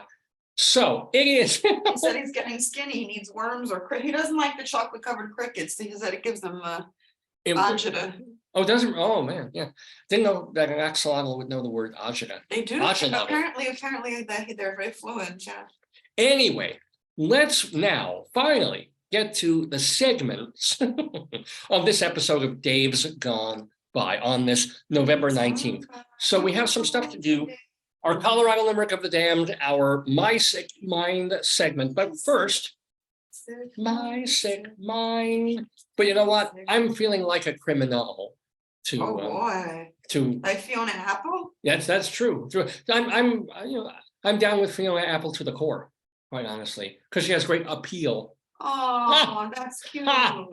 Ha! Thank I you. like that. Thank you. So let Enjoy me that. get up the music for our our Greeley Crimes and Old Time segment. I mentioned this, wow, an hour and a half ago, that every week pretty much we do a segment based on actual content of the Greeley, Colorado local newspaper called the Greeley Tribune. There it is. Real newspaper with two columns in it, one of which has to do with people calling the police department to say, oh my God, there's something horrible happening in my neighborhood, send a cop immediately. And sometimes the calls and the things are pretty ridiculous. They collate those once a week, put them, because it's public record, in the paper. And then there's another column in there called 100 Years Ago, where our friend of the Daverhood, Mike Peters, goes through the Northern Colorado newspaper from 1922 and puts in the weirdest, goofiest, most nostalgic items that were in the paper all those years ago. We mix them up and we call it Greeley Crimes and Old Times.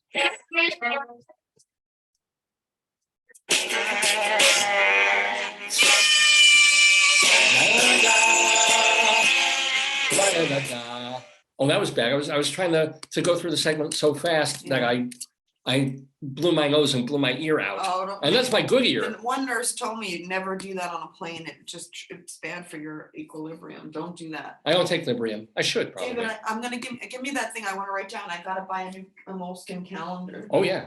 I don't know where we'll find them, but yeah. on Amazon, but the Oh. problem is I don't know the dimensions of it. It's very confusing. Well, I wouldn't think that one it's- say exactly what it is? I don't, yeah, I have this in here. Look, I don't know Mhm. that. I'm very confused. Look on the back page or something. See if it gives you the this by this by I know this. it's a soft cover, it's weekly, but I don't know the size of it. Doesn't look that weak. No, David, is this an 8x5, 5x8? Sort of looks like it, yes. Okay. Is that 8? Hold on. I don't think it's 8. I think 8 is bigger than this. So this is maybe medium, it's not, oh, it is, I think it's yeah, it's a medium, I think. Okay. I need not the large size, I need your help. Yeah, well, later. Oh, it's made in Milano, Italy, of course I like it. There we go. I like the Italian stuff because I'm Italian. You remind me, I have Milano cookies in the cabinet that I haven't eaten. Oh, yeah. I want to eat them before they turn to sawdust. That was one of the most disappointing things of my life over the past few years, of having Pepperidge Farm cookies in the cabinet. And I got to them, sometimes I buy snacks and they're on sale and they're cheap, and I leave them in the cabinet for because they last. Everything's got preservatives in it, right? Yeah. And then one time I'm like, okay, oh, I'm in the mood for Pepperidge Farm. I've got a cup of coffee. I want these nice Milano Pepperidge Farm cookies, and they were like 2 years past the sell by date. And usually that doesn't matter. But I open them up and I'm like, What is that? oh, this is sawdust. What Joyce is looking out there? No, what? The book on your cup.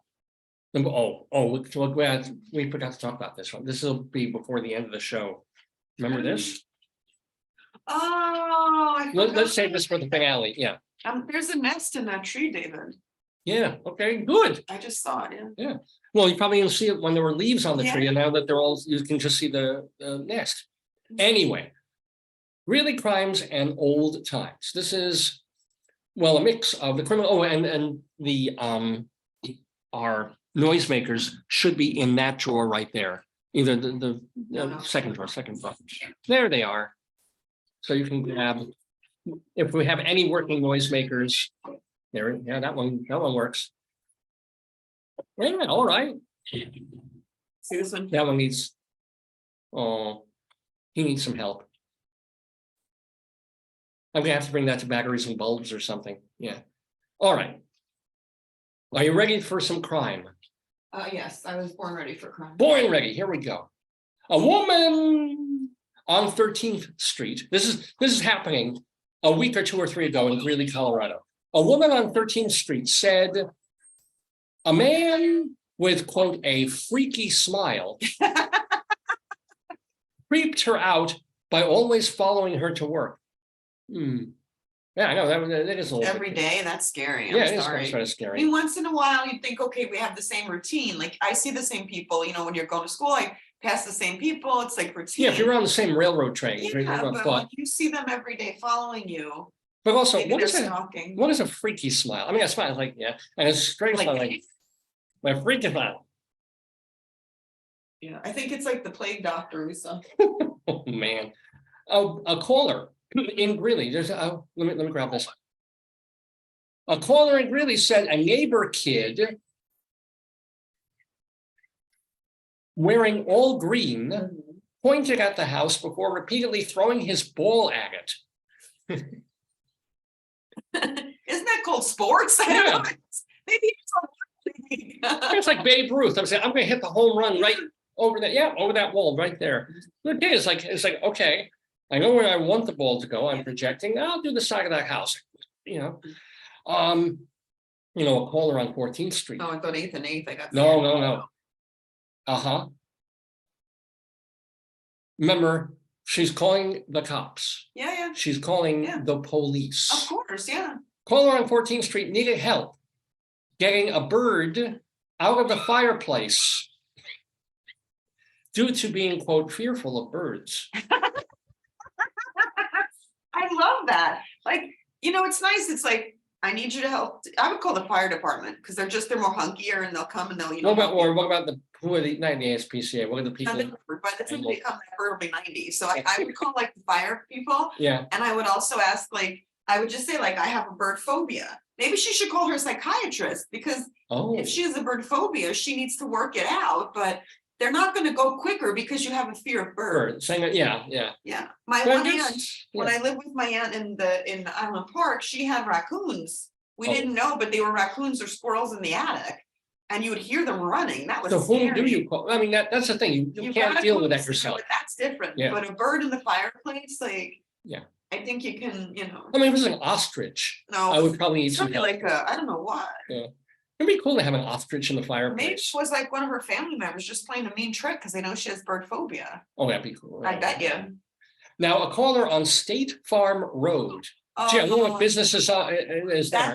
I know where that was. That's up. Yeah, I know where that is. Well, this caller, speaking of animals, reported her cat was missing.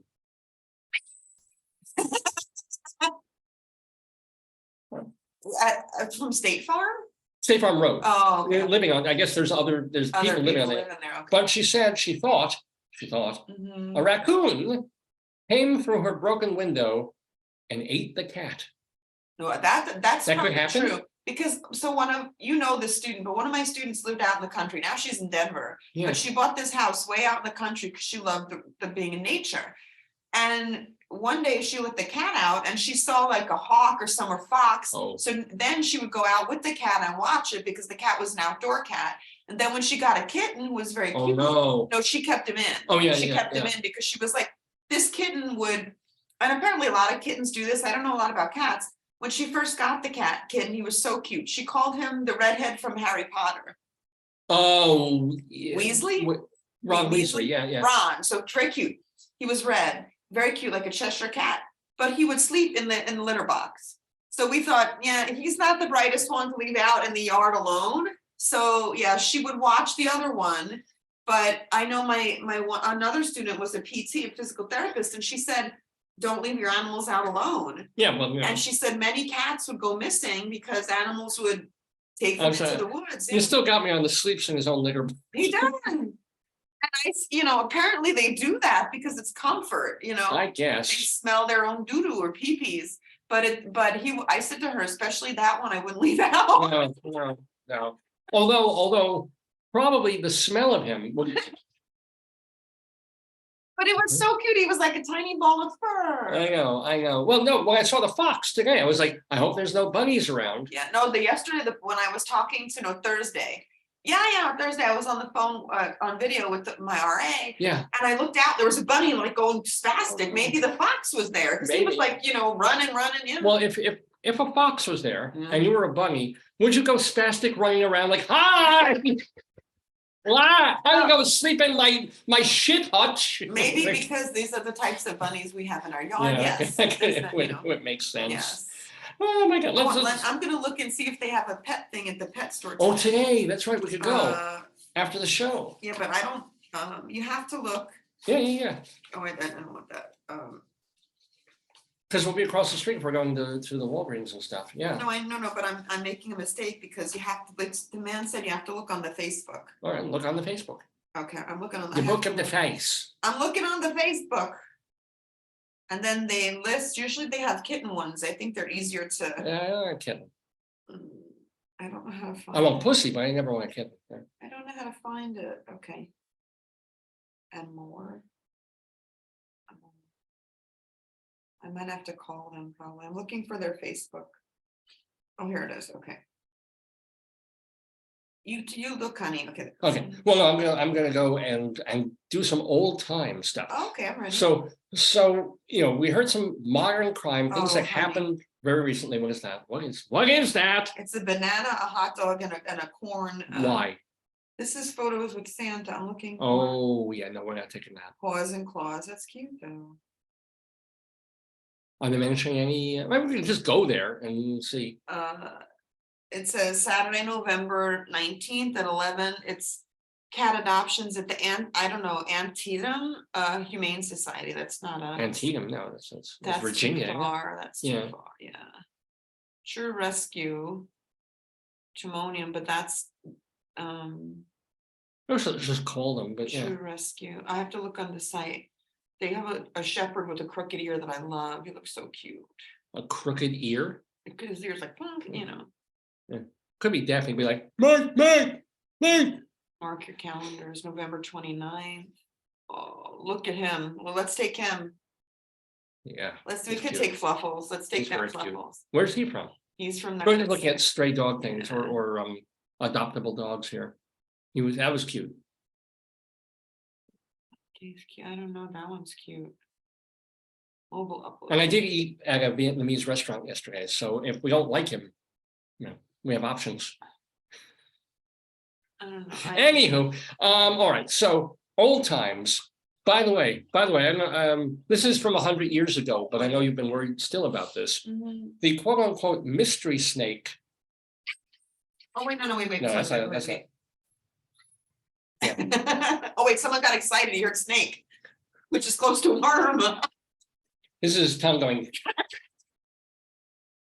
No, that's the snake that you had the picture of. The mystery snake that caused a huge disruption in the Wilson grocery store this week. Oh Lord. Has been identified as a boa constrictor. Oh yeah, that's bad. Well, no, it's not poisonous. They're just okay. Boas are you'd rather have a boa than a rattler. Trust me. But it arrived in the store this week with a shipment of bananas. Oh. They apparently live in northern Mexico, kind of like axolotls, and use the banana crates as a means of invading America. Written by Republican, no doubt. Political. They're in the banana crate because they're eating the bananas. Like, yeah. Durr. or maybe they're hiding. You know, if you put a snake near a banana, yeah, you can't see it. yeah. That's true. Wow. The Big Mac booze plant. Oh, wait. Booze. Oh, Booze. wow, that's what it's called? Yeah, from 1922. It's called a booze plant? The Big Mac, Big Mac Yeah. booze plant. That's just problematic in so many ways. The largest distillery in America. Oh, wow. Was closed this week by the feds. You know, this is 1922, Prohibition. It was located in a large tent inside a grove of trees between Denver and Greeley. Oh, The owner of the property told the feds he didn't know about it. of course. And someone secretly built it on his property. Well, he was arrested and is in jail awaiting his court date. I wonder if they got Big Mac from like the Big Mac booze plant. I don't know. I never heard that. I never heard any of those terms like in that In that context, or even before the Big Mac, who learned the Big Mac. Yeah.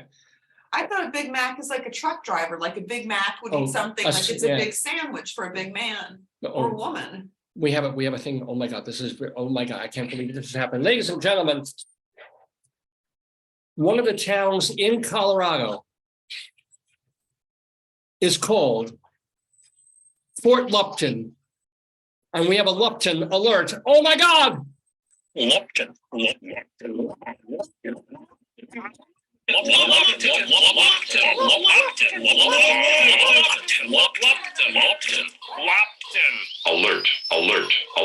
Alert. Yes, ladies and gentlemen, we have a Fort Lupton alert. Nothing really special about that, except it's something that happened in Fort Lupton, Colorado, and I just love the word Lupton. Say it with me, will you? Lupton. Roll it off the top. Lupton. I could do that for 2 hours. Lupton. Anyway, this is a Fort Lupton alert from 100 years ago. Skip Parsons, the town marshal of Milliken, and a friend were arrested Monday night by Fort Lupton police and charged with drunkenness. Parson was very drunk, and his friend was holding 2 pint bottles of booze. Both spent the night in Fort Lupton jail. Lupton. Oh, no. Lupton. I just love Lupton. Say it. It's just Lupton. If you need to relax, like you have sometimes trouble sleeping at night, maybe just lie there. And instead of meditation or instead of Zen or all that stuff or breathing exercises and stuff, just lie back and from the bottom of your rib cage and bowels, just go Lupton. You will be asleep in 5 minutes unless you are so excited thinking about Fort Lupton that it keeps you up all night. That could happen too. Let's do one more old times item. Oh, honey, bet you didn't know this. The Ku Klux Klan in Colorado has been traveling between cities and trying to recruit police officers for their club. Colorado Springs was the last city hit, but so far, no officers have joined the KKK. Oh, that's good. Right. Really? Right. Yeah. None at all would have joined this secret organization that they would admit to joining if they were in the secret organization of the Ku Klux Klan. Yeah, that's true. No, you're but right. Nobody in 1922 in Colorado was joining the Ku Klux Klan. Anyway, but it's kind of nice that the newspaper was sort of against it back then. At least that much. The implication is that we're kind of proud of our police officers for not joining the KKK. Thank goodness. All right, let's roll it back to, let's do some elsewheres or an elsewhere. So even though this is Greeley Crimes in Old Times, even though this is specifically devoted to things that happened in and around northern Colorado, be it 2 or 3 weeks ago or was in the papers 100 years ago, we also sometimes go far afield for news items of the ridiculous. And this time we go to Rockland County, New York. Rockland County, item that was posted in the New York Post, among other places. You know, whatever happened to letting someone rest in peace? You know, you had that squishable grave before. Yeah. A man Oh, no. with an apparent 48-year grudge has been going each morning Mhm. to urinate on the grave of his ex-wife. Wait. Yes. Every day? Every day. Every day. Isn't that illegal? Isn't that like, what do you call it? Well, yeah. Desecration of a. Well, or you just can't- public property. You pee can't on stuff. You can't just, or public indecency. indecency and just it might be private property. It's a It's a funeral cemetery, thing, a right? cemetery, yeah. And So he's the ex-wife. I don't think he paid for this thing, so he doesn't own the. even I mean, if that's. yeah. So this comes much to the horror of her furious kids, Oh. who realized something was wrong Yeah. when they discovered bags of poop left at her final resting place. Quote, I felt like getting out and killing him. Michael Andrew Murphy, age 43, told the New York Post. Linda Torello died of cancer in 2017.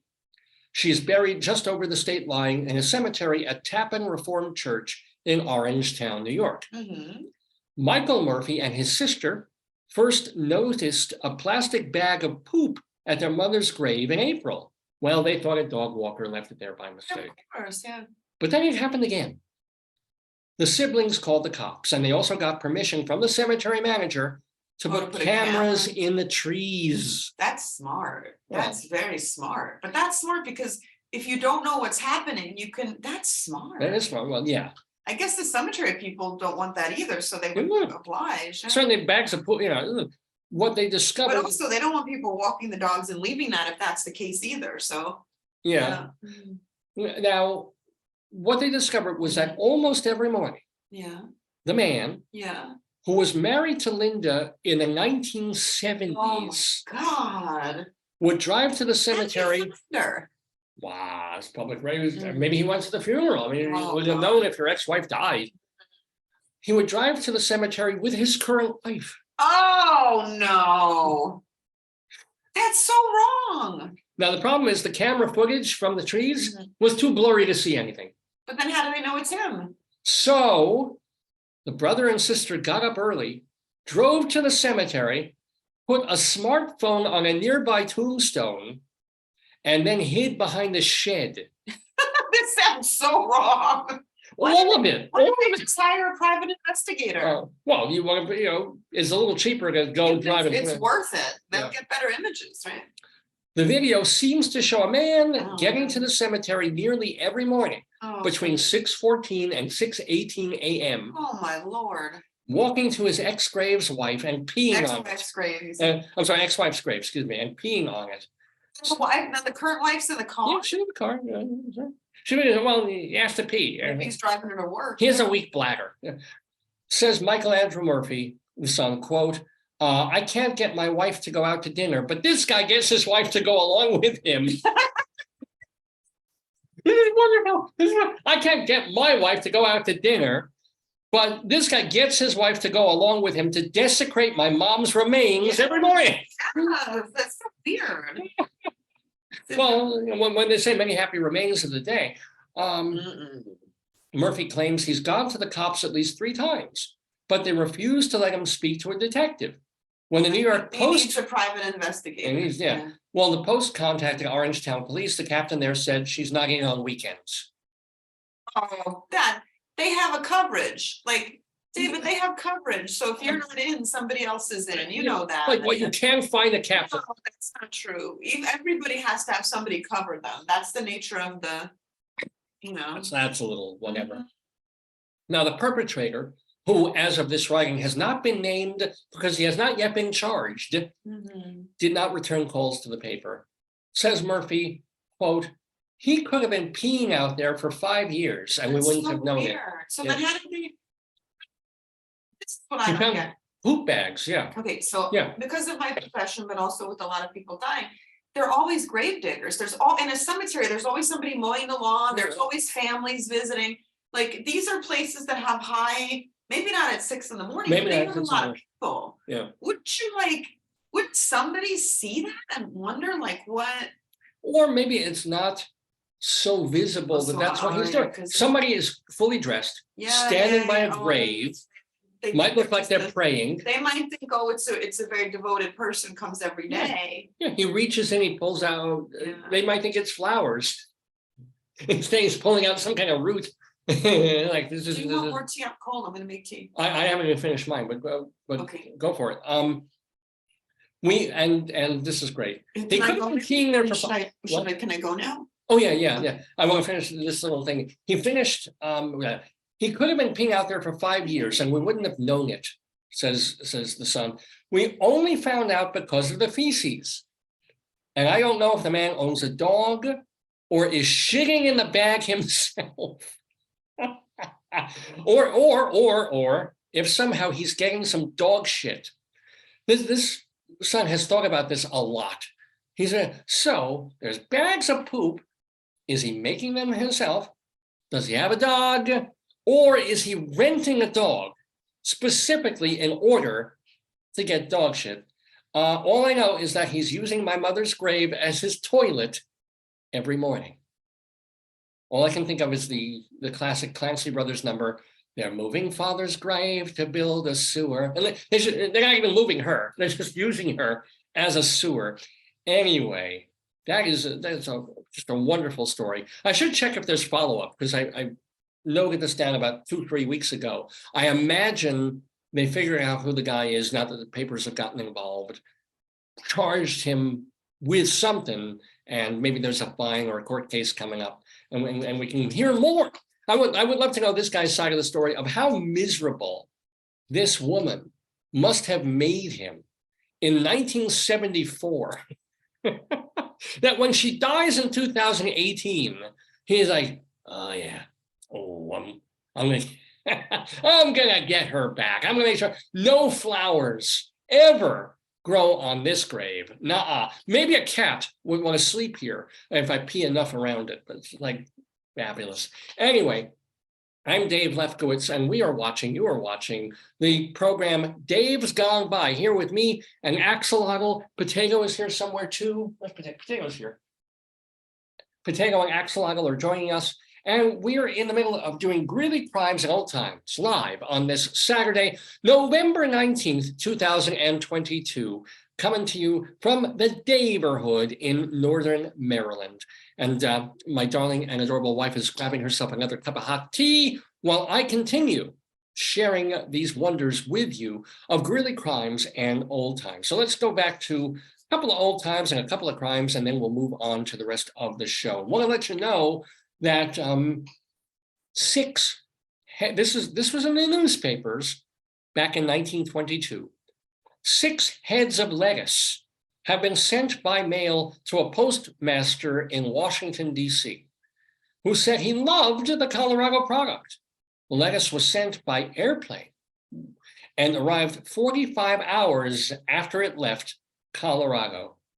Yeah, this is the story. Just, I guess planes were not so common in 1922.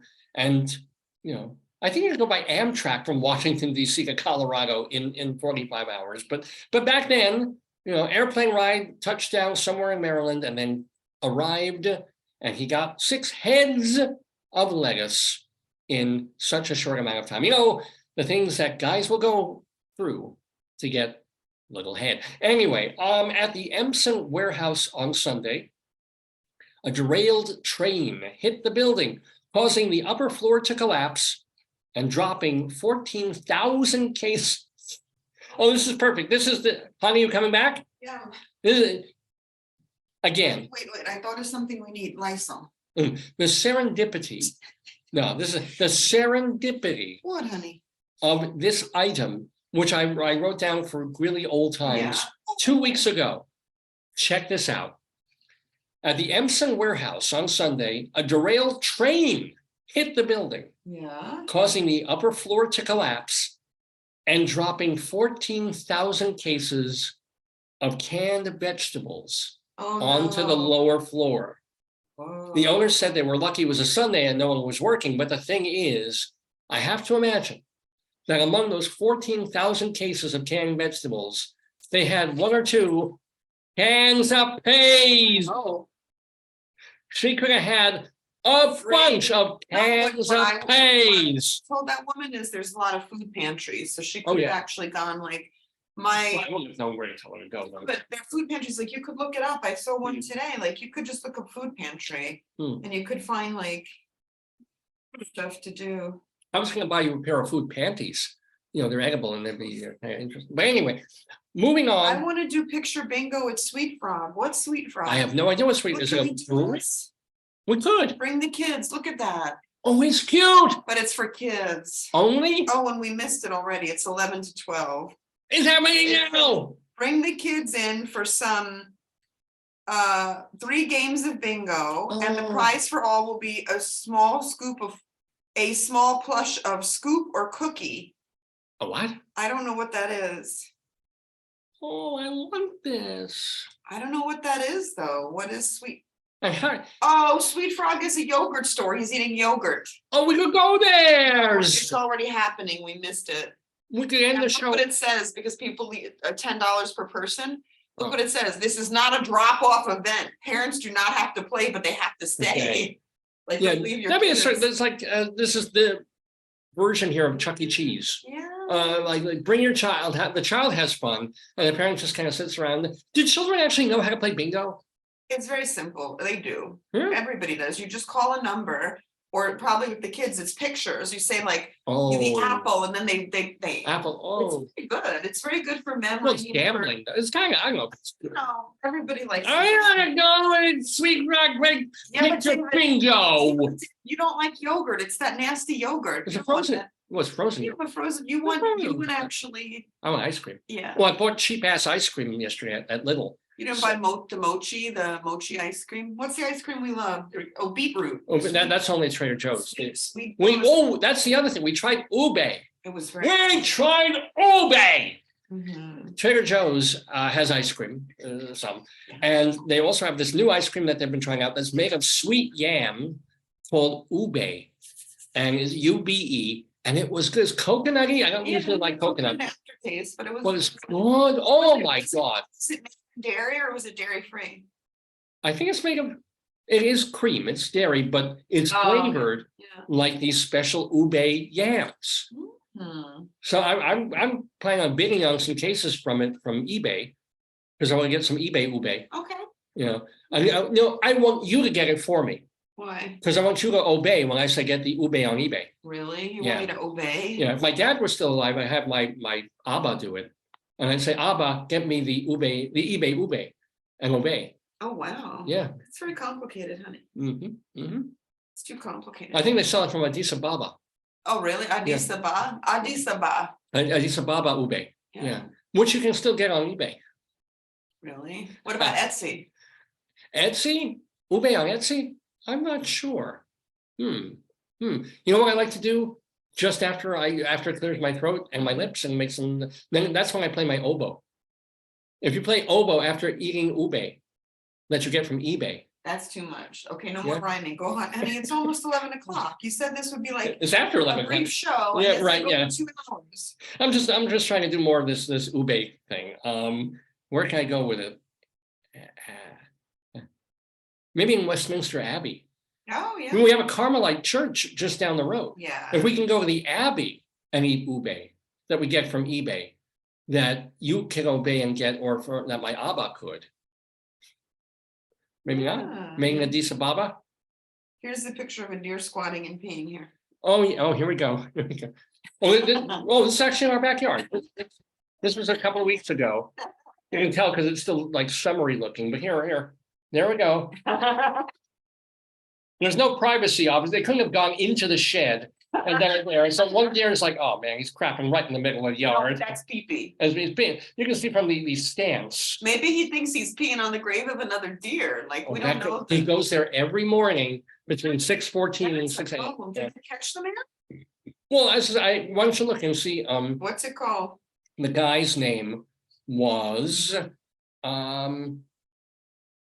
Michael Andrew Murphy was the son. Michael Andrew Murphy peeing on mother's grave. Oh, they caught him. How New Jersey man caught mom's ex urinating on her grave. And well, how old Oh, is he that? looks mad. Look at the sun. Well, yeah, he's mad. I wouldn't mess with him. No, look at the sun. Hmm. Let me show. Yeah, a picture him at the camera. Is that they have a picture of the guy peeing? Wait, hold on. No. Yeah, look. Oh, this is great. Okay. I'm telling you that I my glasses are off, but I believe it's bad. Okay, so not that you need to be told this. So on one side, I don't know which is your right or left. Yeah, You can see the son who kind of looks like a good fella. And then you have a guy who looks like old wild man Fisher holding his dick near a red shed. I guess, there we go. That's terrible. And in the middle, you've got the Orange Town, really should be Yellowtown police. Yeah. This is like such a weird. But how old is that story? Did they arrest him yet? Did they get him? It's 9/26, 3:39. I don't know. It says, here's the latest. A Bergen County man who was recorded urinating on his grave receives a summons and he's being investigated further. The Daily Voice broke this about this guy Dean Eichler, desecrating the wife of his wife, native of Bergen County, Linda Torriello. Yeah. The son said he watched from hiding places. He said it's been going on for months. They left bags of feces. They had the grudge over 50 years ago. Look at this. What kind of grudge? I can't even. Yeah. Oh, here we go. Oh my! What? Is that the stream? Yes. Holy shit! Holy! You can actually looks like lightning coming out of his dick. Look at that. Is that? Whoa! Let me see if it's It's real. like a hose. Did they doctor it? Oh. Is that me, or does that literally look like two giant streams coming out of his pee hole? I gotta go this. Oh, there's a video. Hold on. Oh, this video. Oh, wait, this video. It's like messed up. It won't turn the other way. Your phone won't turn the other way. Oh yeah, I don't want my phone to turn it. I hate when it does that. Okay. So apparently there's a video here. Oh, let's see. Let's see this. Just click on this. See the. This may not be safe for work, ladies and gentlemen. Let's the see. video part, yeah.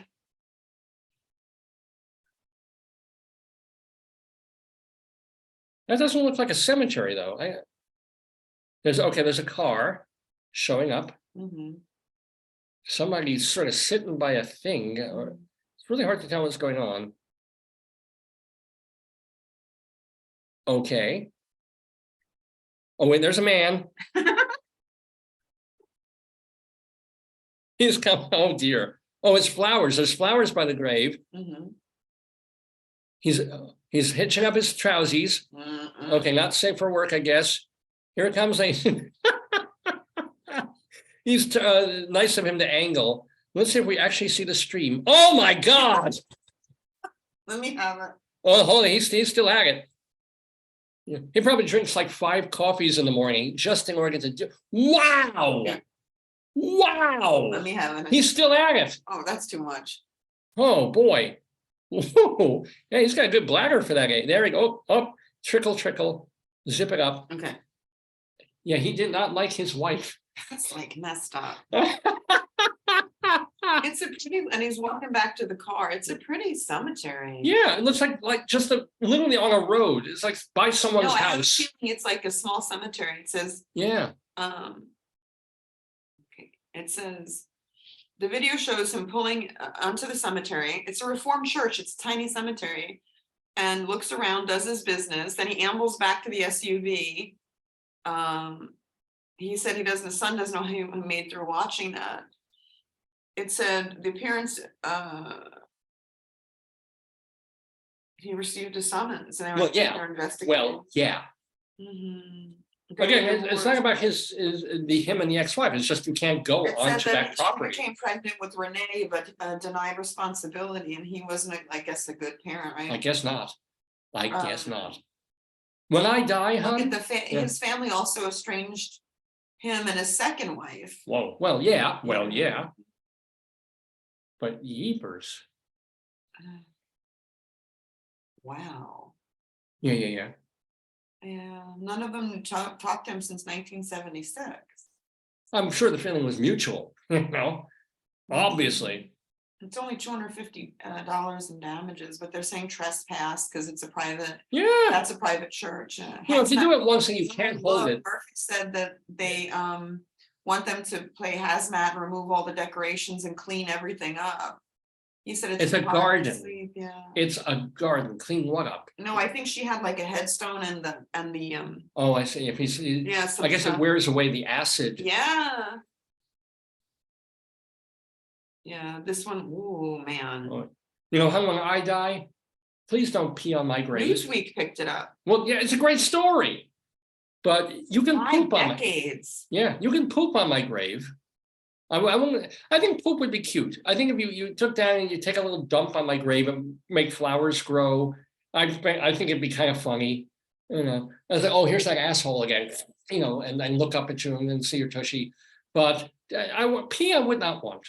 Poop, I would be okay with. If I wanted to leave something on my grave, that'd be all right. That's just.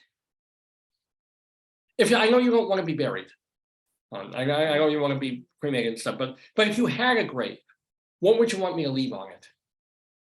Oh, that's weird. You're not even thinking, hello, like No, I don't want anything. I'm fascinated. Like, look at the. What? The man obviously did not like his ex-wife. No, I know, but it's like, what? He probably thought it was a harmless way of his getting back, as opposed to defacing, you know, chiseling agate, you know, spray painting on it, picking up the dirt. 40. What? I can't, what is it?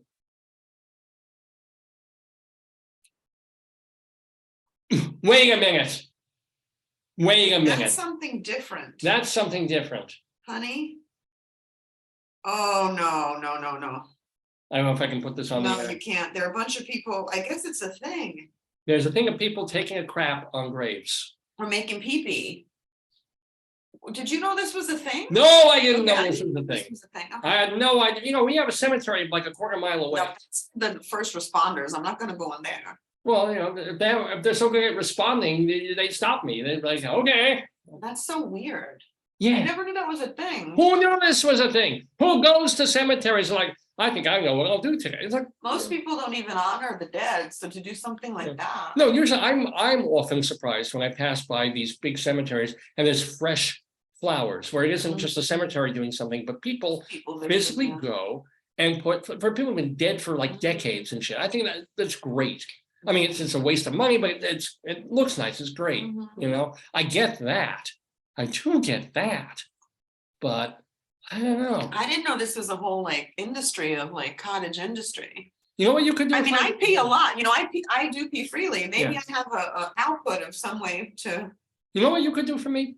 You could, if I go first, you could take like buy a whole bunch of Three Musketeers bars. And like No, once I a week, would just no, I would push not do that. a Three Musketeers bar into the earth. First of all, I will die first. But if Yeah. you were to die first, Yeah. then I would get you like potatoes. I would get rocks and paint them as potatoes. And every time I visit, I would leave. What, you're not gonna spend the money to buy me a potato? You're gonna take No, rocks? because you're supposed to do that culturally. Oh. So I would paint the rocks to look like potatoes, and then you'd never be alone. You'd always have your potatoes. That would be why I would love I this. think that would be, you know. Can you paint tits on a couple of them so at least I have a little fun? I will No, not. no, all right. Anyway, that was our elsewhere. Let's go back to some criminality, or some old time. Let's do some old time stuff from the newspaper. 1 or 2 more crimes, and then we will table Greeley Crimes of Old Times for this Saturday. 77. Good Lord, Mhm. how amazing to think.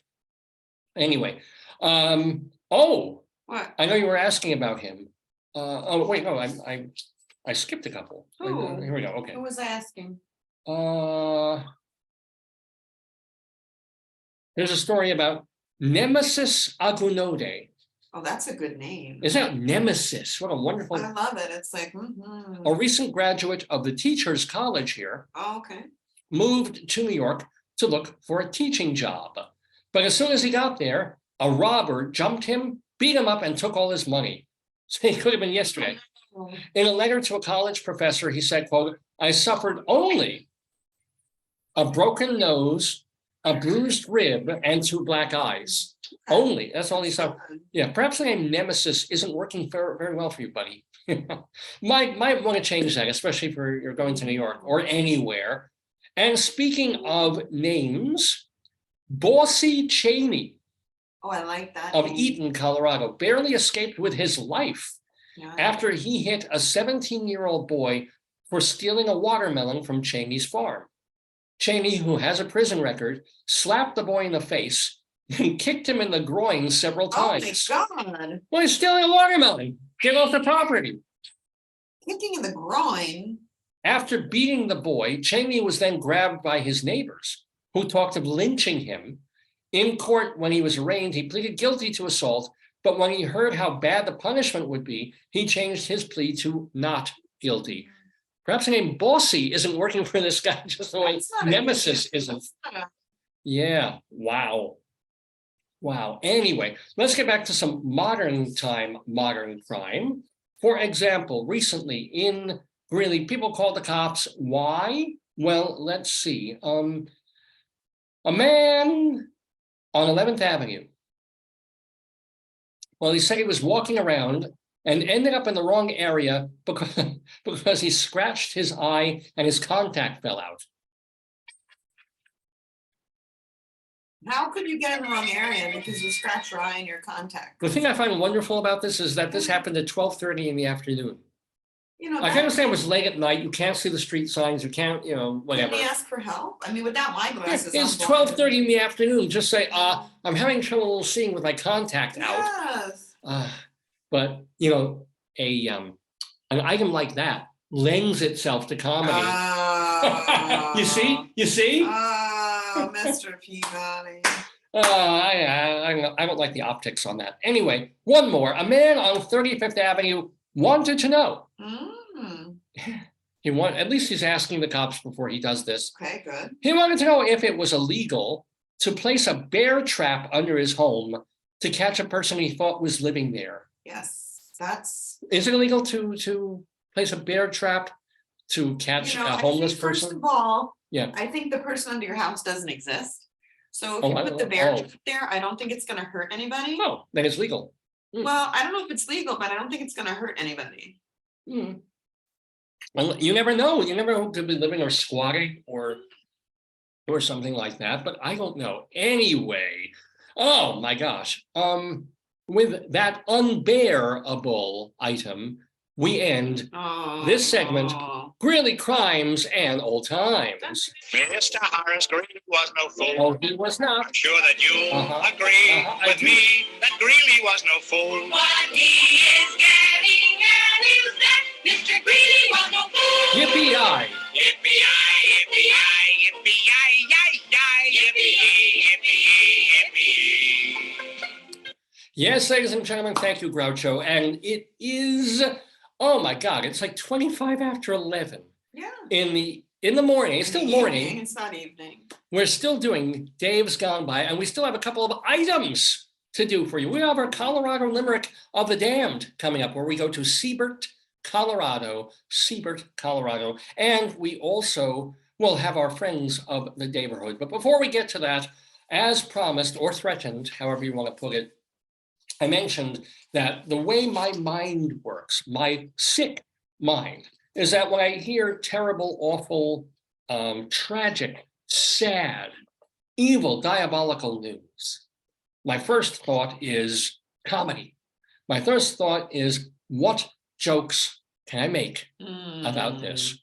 And so this past week, only a couple of days ago, a fellow named Christopher Darnell Jones, former University of Virginia football player, but still at the university, got mad at some current UVA football players last Sunday, so he shot them, killing 3. The Virginia Cavaliers have canceled their next game. I think they're playing this weekend. The guy who bought Hair to Broadway died, Michael Butler. Oh yeah, You knew that, okay. yeah. But more importantly than the Cavaliers, canceling their game owing to a couple of dead players, here are some jokes that came out of my sick mind. My sick mind.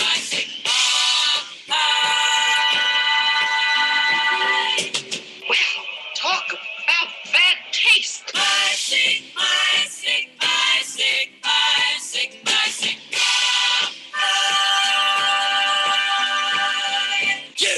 little monkey. So again, folks, don't blame me. I'm just making the jokes. Blame, the guy who killed people. And but you can also blame me for having literally no taste and no sense of that comedy plus tragedy plus time, or no, tragedy plus time equals comedy. It is like tragedy, forget the time thing. Tragedy can equal comedy. But if you're not in the mood for these, then maybe move away from your computer and go look up squishable axolotls. And you might, I don't know if I want one of those or if I need a different kind of noisemaker. Maybe we need, Oh, no. maybe we need some of those. Do you want these, hon? Yeah, no, you do it, I think. I'll just, Yeah. okay. I'm trying to like focus my vision. Here we go. Remember, these are all about UVA, the University of Virginia, and the tragedy that happened there just a few days ago. Hey, hon, what's the biggest crime at the University of Virginia? Well, teachers make $80,000 a year while the football coach makes $4 million. That's true, by the way. Why was an attack on the Cavaliers team inevitable? They have no defense. If the Cavaliers have a quarterback, running back, kicker, and wide receiver, what don't they have? Safety. That's a football joke right there. Hey, why was Christopher Darnell Jones penalized? Well, he tried to, why was Christopher Darnell Jones penalized? He tried to ice the kicker. What did Christopher Darnell Jones do after the incident? Bump and run. These are all, by the way, somewhat obscure football terms, in case you didn't know, the puns, if you will. Hey, what should Christopher Darnell Jones get instead of prison? Hang time. That's another football joke right there. Hey, what formation might have helped the UVA players? Shotgun. Hey, when the shooting started, how do we know that the team was desperate? Well, they all threw up a Hail Mary. Would several UVA players make great kickers? Sure. In fact, 3 of them are now experts in the coffin corner. And finally, and not a moment too soon, ladies and gentlemen, what's another name for burying 3 UVA players? Intentional grounding. Oh my God, ladies and gentlemen, that is my sick mind.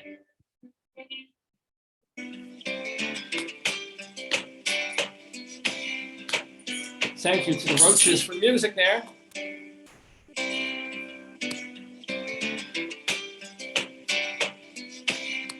So it is just about 11:30 in the morning Eastern time here in Maryland in the 871st episode of the Dave's Gone By Facebookio Podcastio Programmio, of the stream featuring me, Dave Lefkowitz, my wonderful wife, Joyce, and all of you watching at home. Remember that you can watch older episodes of the show, really old episodes from 20 years ago, 15, 10 years ago, as well as ones we've done this year or last year. They're all available for free at davesgoneby.com, davesgoneby.com, davesgoneby.com.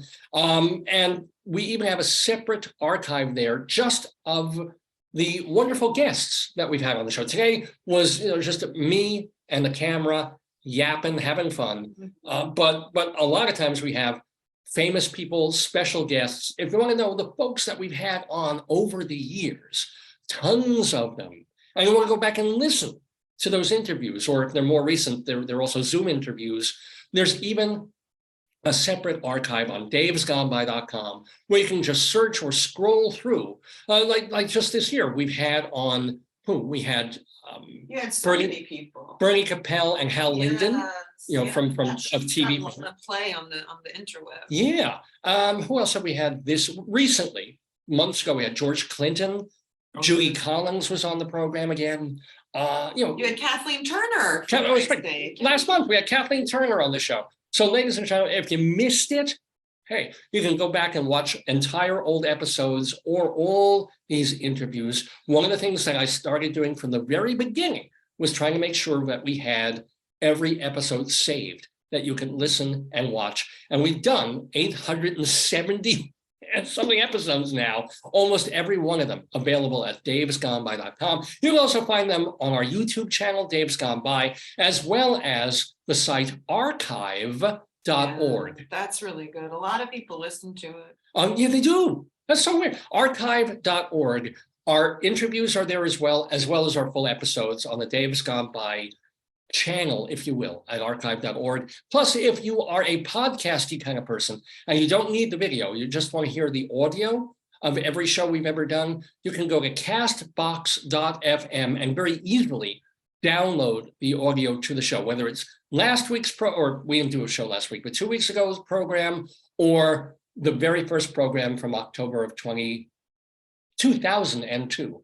All there at castbox.fm. So lots of different ways, lots of different places to catch up on Dave's Gone By. Catch up? You talk about catch up? No. Yes, I know potato. Oh, and by the way, and what else did I forget to mention about catching up or watching older episodes of Dave's Gone By? I mentioned YouTube, castbox.fm, archive.org, and davesgoneby.com. I think that just about covers it. And it's all these places are absolutely free, by the way. So just surf at your heart's content. Now, speaking of folks who've been on the show in months and years past, even though we don't have any, quote, special guests on this particular episode, as I mentioned, as Joyce reminded me, we've had wonderful people even recently, like Kathleen Turner. What's up with folks who have been on the show before? Where are they at now? We consider them like friends, like family. We like to let you know, hey, these are friends of the Daverhood. These are folks who've been on the show. How can you keep following their careers? What are they doing? These friends of the Daverhood.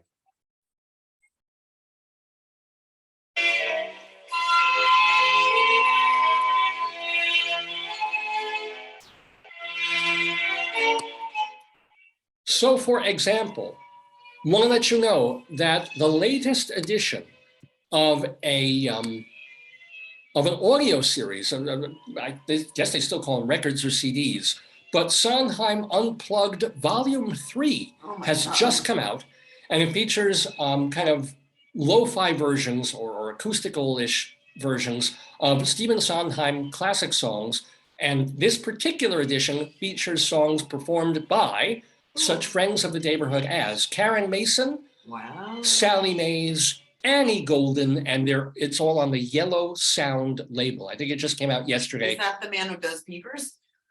Yellow Sound. It's like, here's the Yellow Sound. That's funny. Come on, that's funny, David. Also want to let you know That's that. very Yes, funny. thank you. It's very funny. Thank you. David It was Koenig. very realistic, that's why. It wasn't really like it sounded I good. feel like I have to go now. Oh, well. Dave Koenig, the comedian, has a new special out. It's a half-hour special, and it looks like it's going to be very, very funny. And you can watch it just by going to his website. I think it's Dave Koenig, Konig, davekoenig.com. It's also on another platform where I think you have to pay something for it. But either way, go check it out. He's comedian Dave Koenig, and it's old school style. He's a comedian who comes out of the, the Shecky, not so much Henny Youngman, but the dying out stream of older Catskillian comedy. And it's very fun to see Dave Koenig. I want to let you know that this is your last weekend. It's been extended, but this is the last weekend to catch the off-Broadway musical Fuck Seventh Grade, featuring and written by Jill Sobule. That is at the Wild Project on East 3rd Street. Also letting you know that actress and writer Elza Zagreda is doing her latest solo show. It's called, quote, Dating, Depression, and Dirtbags. And she's doing it at the Soho. That doesn't sound like something Vicky would put on. It's like the anti, are you smarter than your 8th grade nun? Doesn't seem like anything Vicky would do. No, this is Elza Zagreda. This is off Broadway. She did a show like more than a decade ago that we talked about Now she's telling more about her life. Obviously, she's dealt with dating, depression, and dirtbags.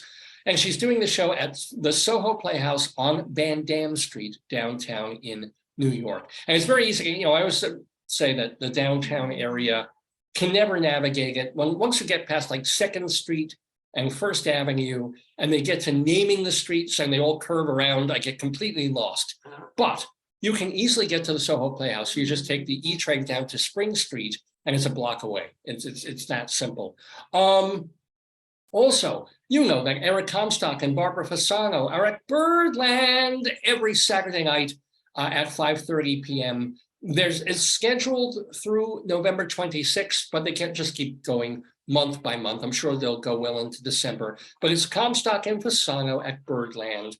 Art Paul Schlosser is displaying his art at Mother Fool Coffee in Madison, Wisconsin, and that's there through the end of the month. So if you want to see some paintings and drawings by Art Paul Schlosser, and you happen to be in Madison, Wisconsin, go to Mother Fool Coffee over the next couple of weeks. David Cale's play Sandra is being done at the Vineyard Theater off-Broadway through mid-December.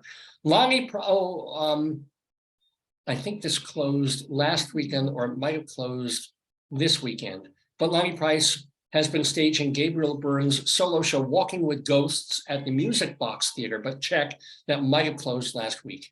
Letting you know that Linda Lavin is in the off-Broadway play You Will Get Sick, being done by the Roundabout Theater Company at their Laura Pills Theater off-Broadway on West 46th Street. Vince Giordano and the Nighthawks are at Birdland every Tuesday night, now through January 3rd. On Broadway, Tova Feldshuh is in the wildly acclaimed revival of Funny Girl that is being done at the August Wilson Theater. And I think they're just releasing the new cast album of that show once Leah Michelle came in and Tova Feldshuh came in. So you probably want to check that out. Lilias White is playing Hermes in Hadestown at the Walter Kerr Theater. Alan Menken has composed the music, of course, for Aladdin on Broadway and for Little Shop of Horrors, the revival off-Broadway horrors that also features our friend Stu Zagnit at the West Side Theater. Jim Caruso's cast party every Monday night at Birdland. Get tickets at birdlandjazz.com. Evan Seplow is the founder and editor of StageBuddy.com, the New York nightlife website. Just go to StageBuddy.com and look it over. And letting you know also that Dr. Demento still doing brand new Dr. Demento shows every week, online only at his website, drdemento.com. What's the new Weird Al movie? You were telling me, I don't understand. Is it?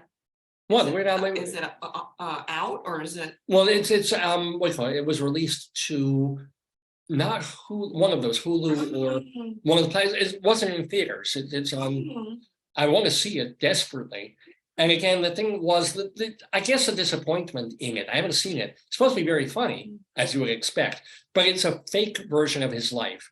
In other words, he makes like a behind the music style.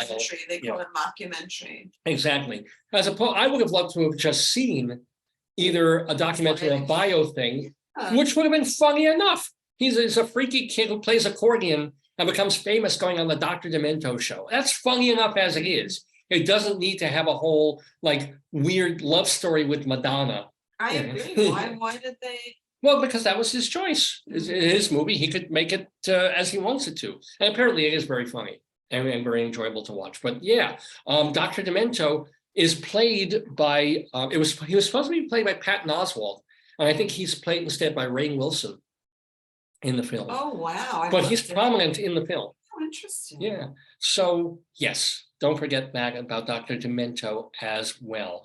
And then what else do I want to, oh my God, lots of other, I forgot to mention these. So yes, there's more friends to the Daverhood, such as, let's see, what is today, November 19th, Debbie Boone. Debbie Boone is playing tomorrow at Dizzy's Club at Lincoln Center with Always Irving Berlin. So if remember, you light up my life, let her light up your Sunday with Always Irving Berlin. David Broza on Monday is releasing another single from his EP, David Broza Sings Leonard Cohen. he will be releasing Dance Me to the End of Love, classic Leonard Cohen tune. And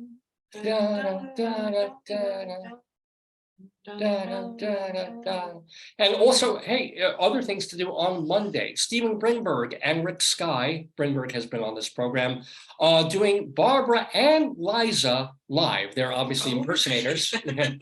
Yeah, they're not popular at all. Huh? Well, Brinberg does Barbara, Skye does But Liza. they're like, that's like icons, right? And they're both at Chelsea Table and Stage on West 26th Street on Monday night. And then Monday also, Karen Ziemba and Penny Fuller are both going to be at the York Theater in a tribute to David Maltby and,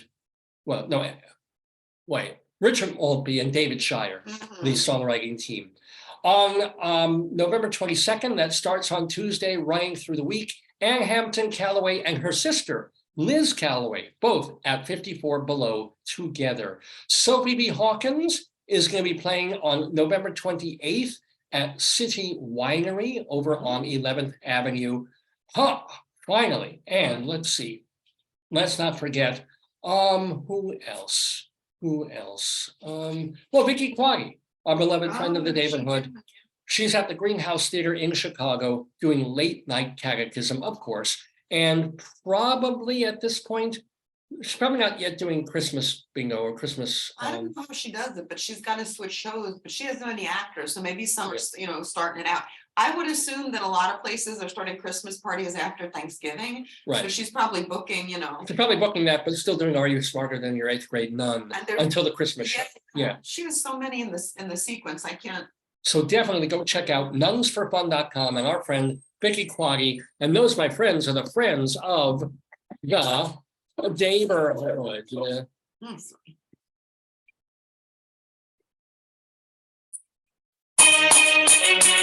Yeah.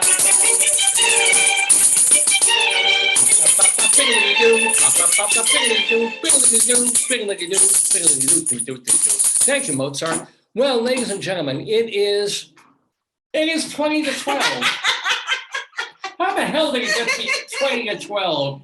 We have no guests. It's already starting to get dark, David. It's nighttime. No quiz. No quiz. No Rabbi Saul. Well, we showed a lot of videos and pictures. Sometimes that. Yeah, but no Inside Broadway. No just Inside Broadway. Just this. Just David. And we still have one more segment. We still have. I know you wanted to forget this. What is it? Well, we used to live. Oh no. Love that reaction. It's time for our Colorado Limerick of the Damned. This is because Joyce and I lived in Colorado for about a decade. I love Colorado. Yeah. Just show them this is what I think of it. This is what Joyce thinks of the Colorado Limerick of the Damned. Scat. So I think it's Peepers. it's probably P. But yeah. Maybe not, the tail's up. I got it into my head to write a poem about as many places in Colorado as I possibly could. And whether it's big places like Vail or Fort Collins to tiny little ghost towns that have been forgotten over the years, or may still have like a post office and a gas station, and that's it. But each one has gotten a limerick, a 5-line poem, and being limericks, they tend to be rude, raunchy, comical, disgusting, and awful, which I'm good at. And so, yes, I've written another one for this week, a Colorado Limerick of the Damned about Seibert, Colorado. A limerick is a comic verse of 5 lines, in which lines 1, 2, and 5 will end with words that rhyme. And likewise, verses 3 and 4 also end with words that rhyme. So this is a limerick. Rocky Mountain, Colorado, indeed, as we go to our Colorado Limerick of the Damned, let me tell you a little bit about Seibert, Colorado. I never heard of this place until, again, I go looking on lists of actual real places in Colorado. This is one of them. Seibert, Seibert, Colorado. It's a town of about 200 people in far eastern mid-Colorado. So it's like in the midsection, but it's all the way east in Kit Carson County. Speaking of alliteration there, named for railroad agent Henry Seibert. And photos, I don't know, from what what I have seen of Seibert, Colorado on the interwebs, it's like the only town in Colorado that isn't photogenic. Unless like the only thing in the town is giant green or giant green grain silo, excuse me, and nothing else. Just as like plain desert, nothing. Let's just say downtown Seibert makes Brush, Colorado look like Prague. Okay. Oh, wow. Yeah. But they do exist. There is a Seibert, Colorado, and therefore I have written a Colorado limerick of the damned. A saucy young lady from Seibert gave blowjobs to Siskel and Ebert. She kneeled on the road, taking load after load. She would have done more, but her knee hurt. Please send your comments and complaints to davesgoneby@aol.com. Joyce is shaking her head. davesgoneby@aol.com. Also, you can post on our Facebook page. That's what I forgot to mention before. You're watching this show live on Facebook. All the recent episodes that we've done over the past couple of years, if you keep scrolling down and down, you can rewatch them right on Facebook. But either way, if you're a friend on Facebook, you can message me or do a direct message thing, or you can post under the show, even if you're not a friend. I would love to hear from you. I just don't have the time or energy to reply to everyone or even give a thumbs up, but I do make the effort to read everything that comes in. So when you email me, davesgoneby@aol.com, or message me on Facebook, please do. Would love to hear from you. Check my Twitter feed, Radio Dave 2. It's Radio Dave number 2, like that deer was doing. On Facebook, I can't check on our phones.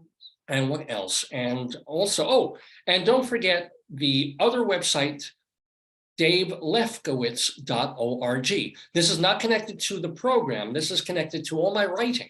So if you want to read, basically I'm more a writer, obviously, than a broadcaster. If you want to read all the interviews I've done with a lot of celebrities, if you want to read the songs that I've written, the lyrics to them, if you want to read the many of the hundreds of theater reviews that I've written over the past 30-something years. We keep, I haven't posted anything new over the past few weeks, but for the past 2 or 3 years, I've just been loading up content, all my plays, one-act plays, full-length plays, a couple little screenplays, just all this writing that, is not just going to die in my desk.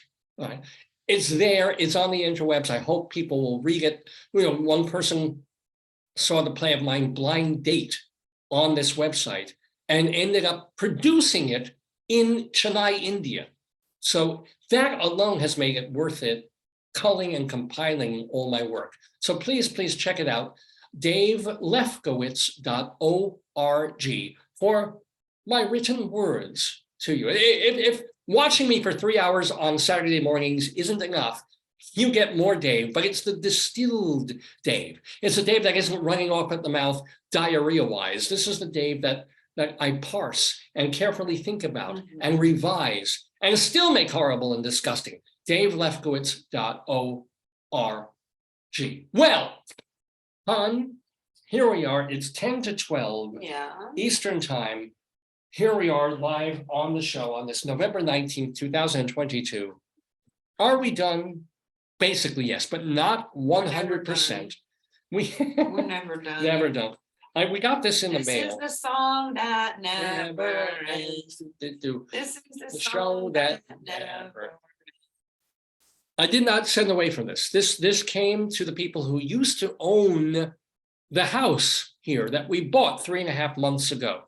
Okay, so they get catalogs. You ever have that where you move into something, you still keep getting the old catalogs that the people before lived? Well, we got this catalog. It's from, it's from Heifer International. Swear to you, Heifer International. Obviously, it's Christmas time. It's time around the holidays. They want donations. They want the gift catalog. But this isn't like the Sears catalog. This is not like you're getting stuff from Ace Hardware or a brochure or Lazy Boy, or we've been getting places with rugs. No. This is the special gift catalog, which includes to make Christmas even more meaningful by helping the needy, but not even the needy in New York. Remember, we're going to celebrate the holiday with heifers. How do we do that? Well, we bring animals to people. So, you can give the gift of a goat. You can send the goat somewhere with no education and few skills. The only living Don and her husband could make was from farming a plot of land in Nepal. They earn pennies a day, blah, blah, blah. So they want to have a goat and they have to feed the thing. So you can donate. Here's an image. This is a picture that the goat posed for.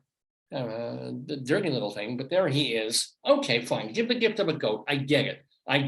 A festive flock, maybe chickens or sheep. I get it. Chickens. Yeah. That's a nice gift. Cute little bunny rabbit, right? Chicken. Yeah. Okay. And of course, I guess they should do this in America too. Honeybee farm. It can help bees, which, as much as I'm scared of bees, I understand their value to the ecosystem. Or the woolly sheep. Oh. So if you have in India or Africa a pervert who's lonely, maybe the wife died or something, you can send them over the holidays a nice woolly sheep to keep warm with, if you know what I'm saying. No, but these are probably for food and for Oh, well, yeah, and for wool and for everything else. But ladies and gentlemen, okay, I get this. We share of a goat, flock of chickens, honeybees, reasonable prices if you think about it. But ladies and gentlemen, where is it? Here it is. Ladies and gentlemen, if you're wondering what to do over the holiday season, or maybe it's charity time, and you're thinking already in terms of March and April, and you have to do your taxes, and you have to prove that you gave to a worthy cause, why not? Why not? I would buy a water buffalo. Bring joy with a water buffalo. Yes.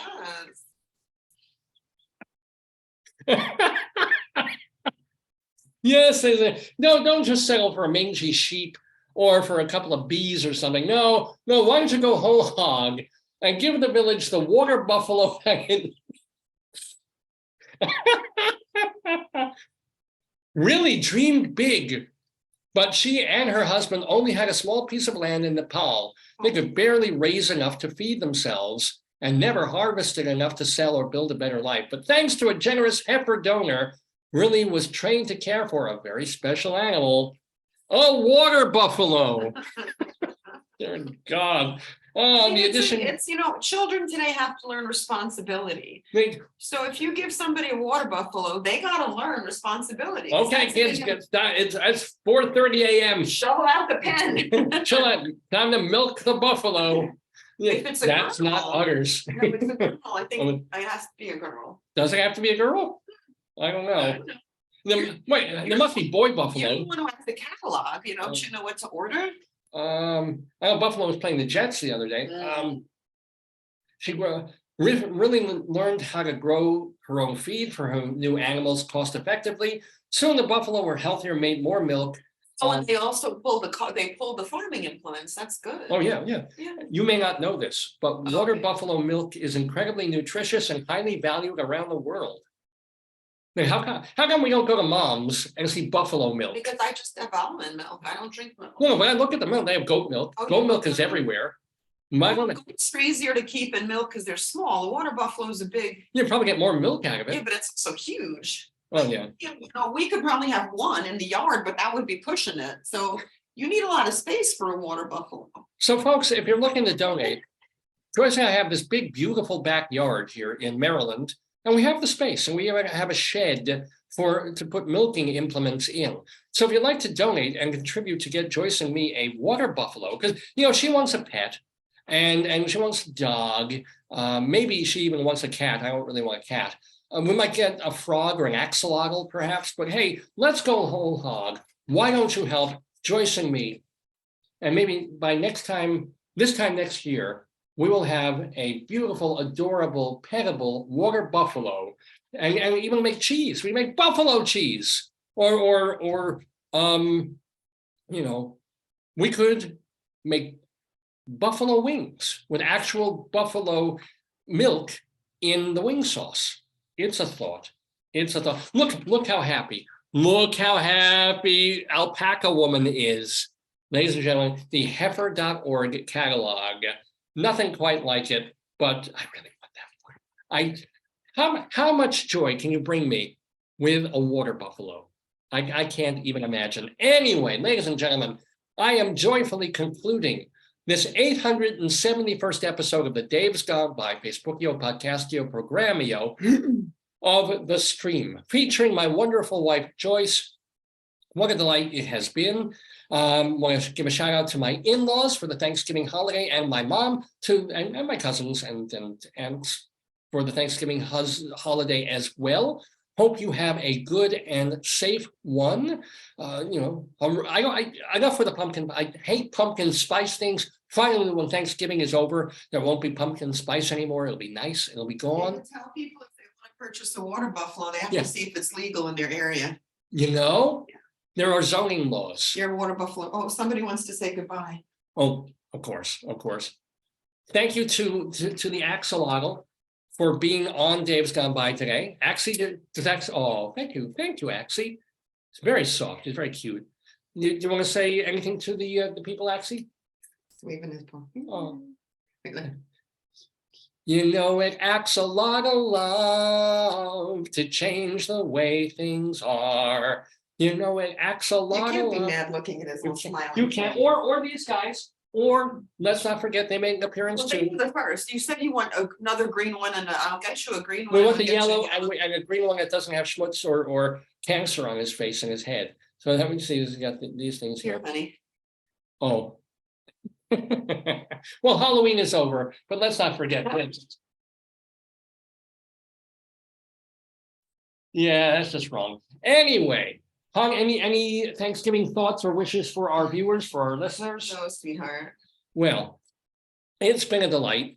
I don't know if I'll be doing, I might do, because I have a long weekend next week. I might do You a should. brand new episode of Dave's Gone You could By. do it, well, depending where we are. If we're with friends, I might do it live there and get them on the show. Let's do it, or have friends. I think it'll be great. Yeah, so check the website, check the Facebook page, davesgoneby.com, check this Facebook page also, and see, and I'll let you know late in the week whether I'll be doing next Saturday, November 26th, I guess it is, a new episode of Dave's Gone By. If not, it might be another week or two, but there will be at least one or two more episodes this year of the Dave's Gone By program. Just keep checking our sites to find out. And keep checking davesgoneby.com and archive.org for the Dave's Gone By archives that you can watch or listen to at any time for free. davelefkowitz.org for my writings.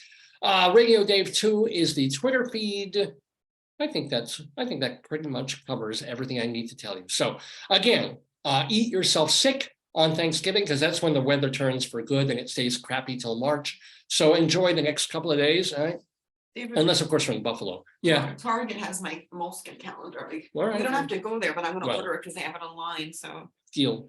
Or Barnes and Noble too, So or Well- Walmart. on that note, we're gonna end this episode of Dave's Gone By literally at the 3-hour mark. Whoa. And I came on with just a couple of things to talk about, Mhm. right? Yeah. That's how it goes in the Daverhood. Everybody.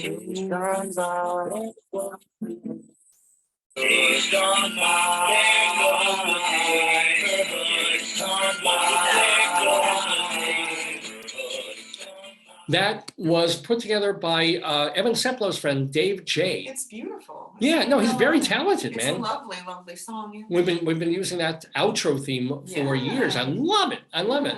Yeah. And he's also the guy when we do the actual intro, which we haven't done in a long time, where it's like, there goes the Daverhood. I never knew that. Yeah. So thank you, Dave J. And thanks to everyone. Is that his real name? David J. Gerstein Okay, yeah. is his full name. And my full name is Dave Lefkowitz, and I'm hungry. And I want to go to Walgreens, and I want to start my day. Some I don't really want to go to some Walgreens. people like to live on the edge. Other people go to stores. And then I have to grade. So Join the club, Boba. yeah. and gone by. Axolotl, axolotl.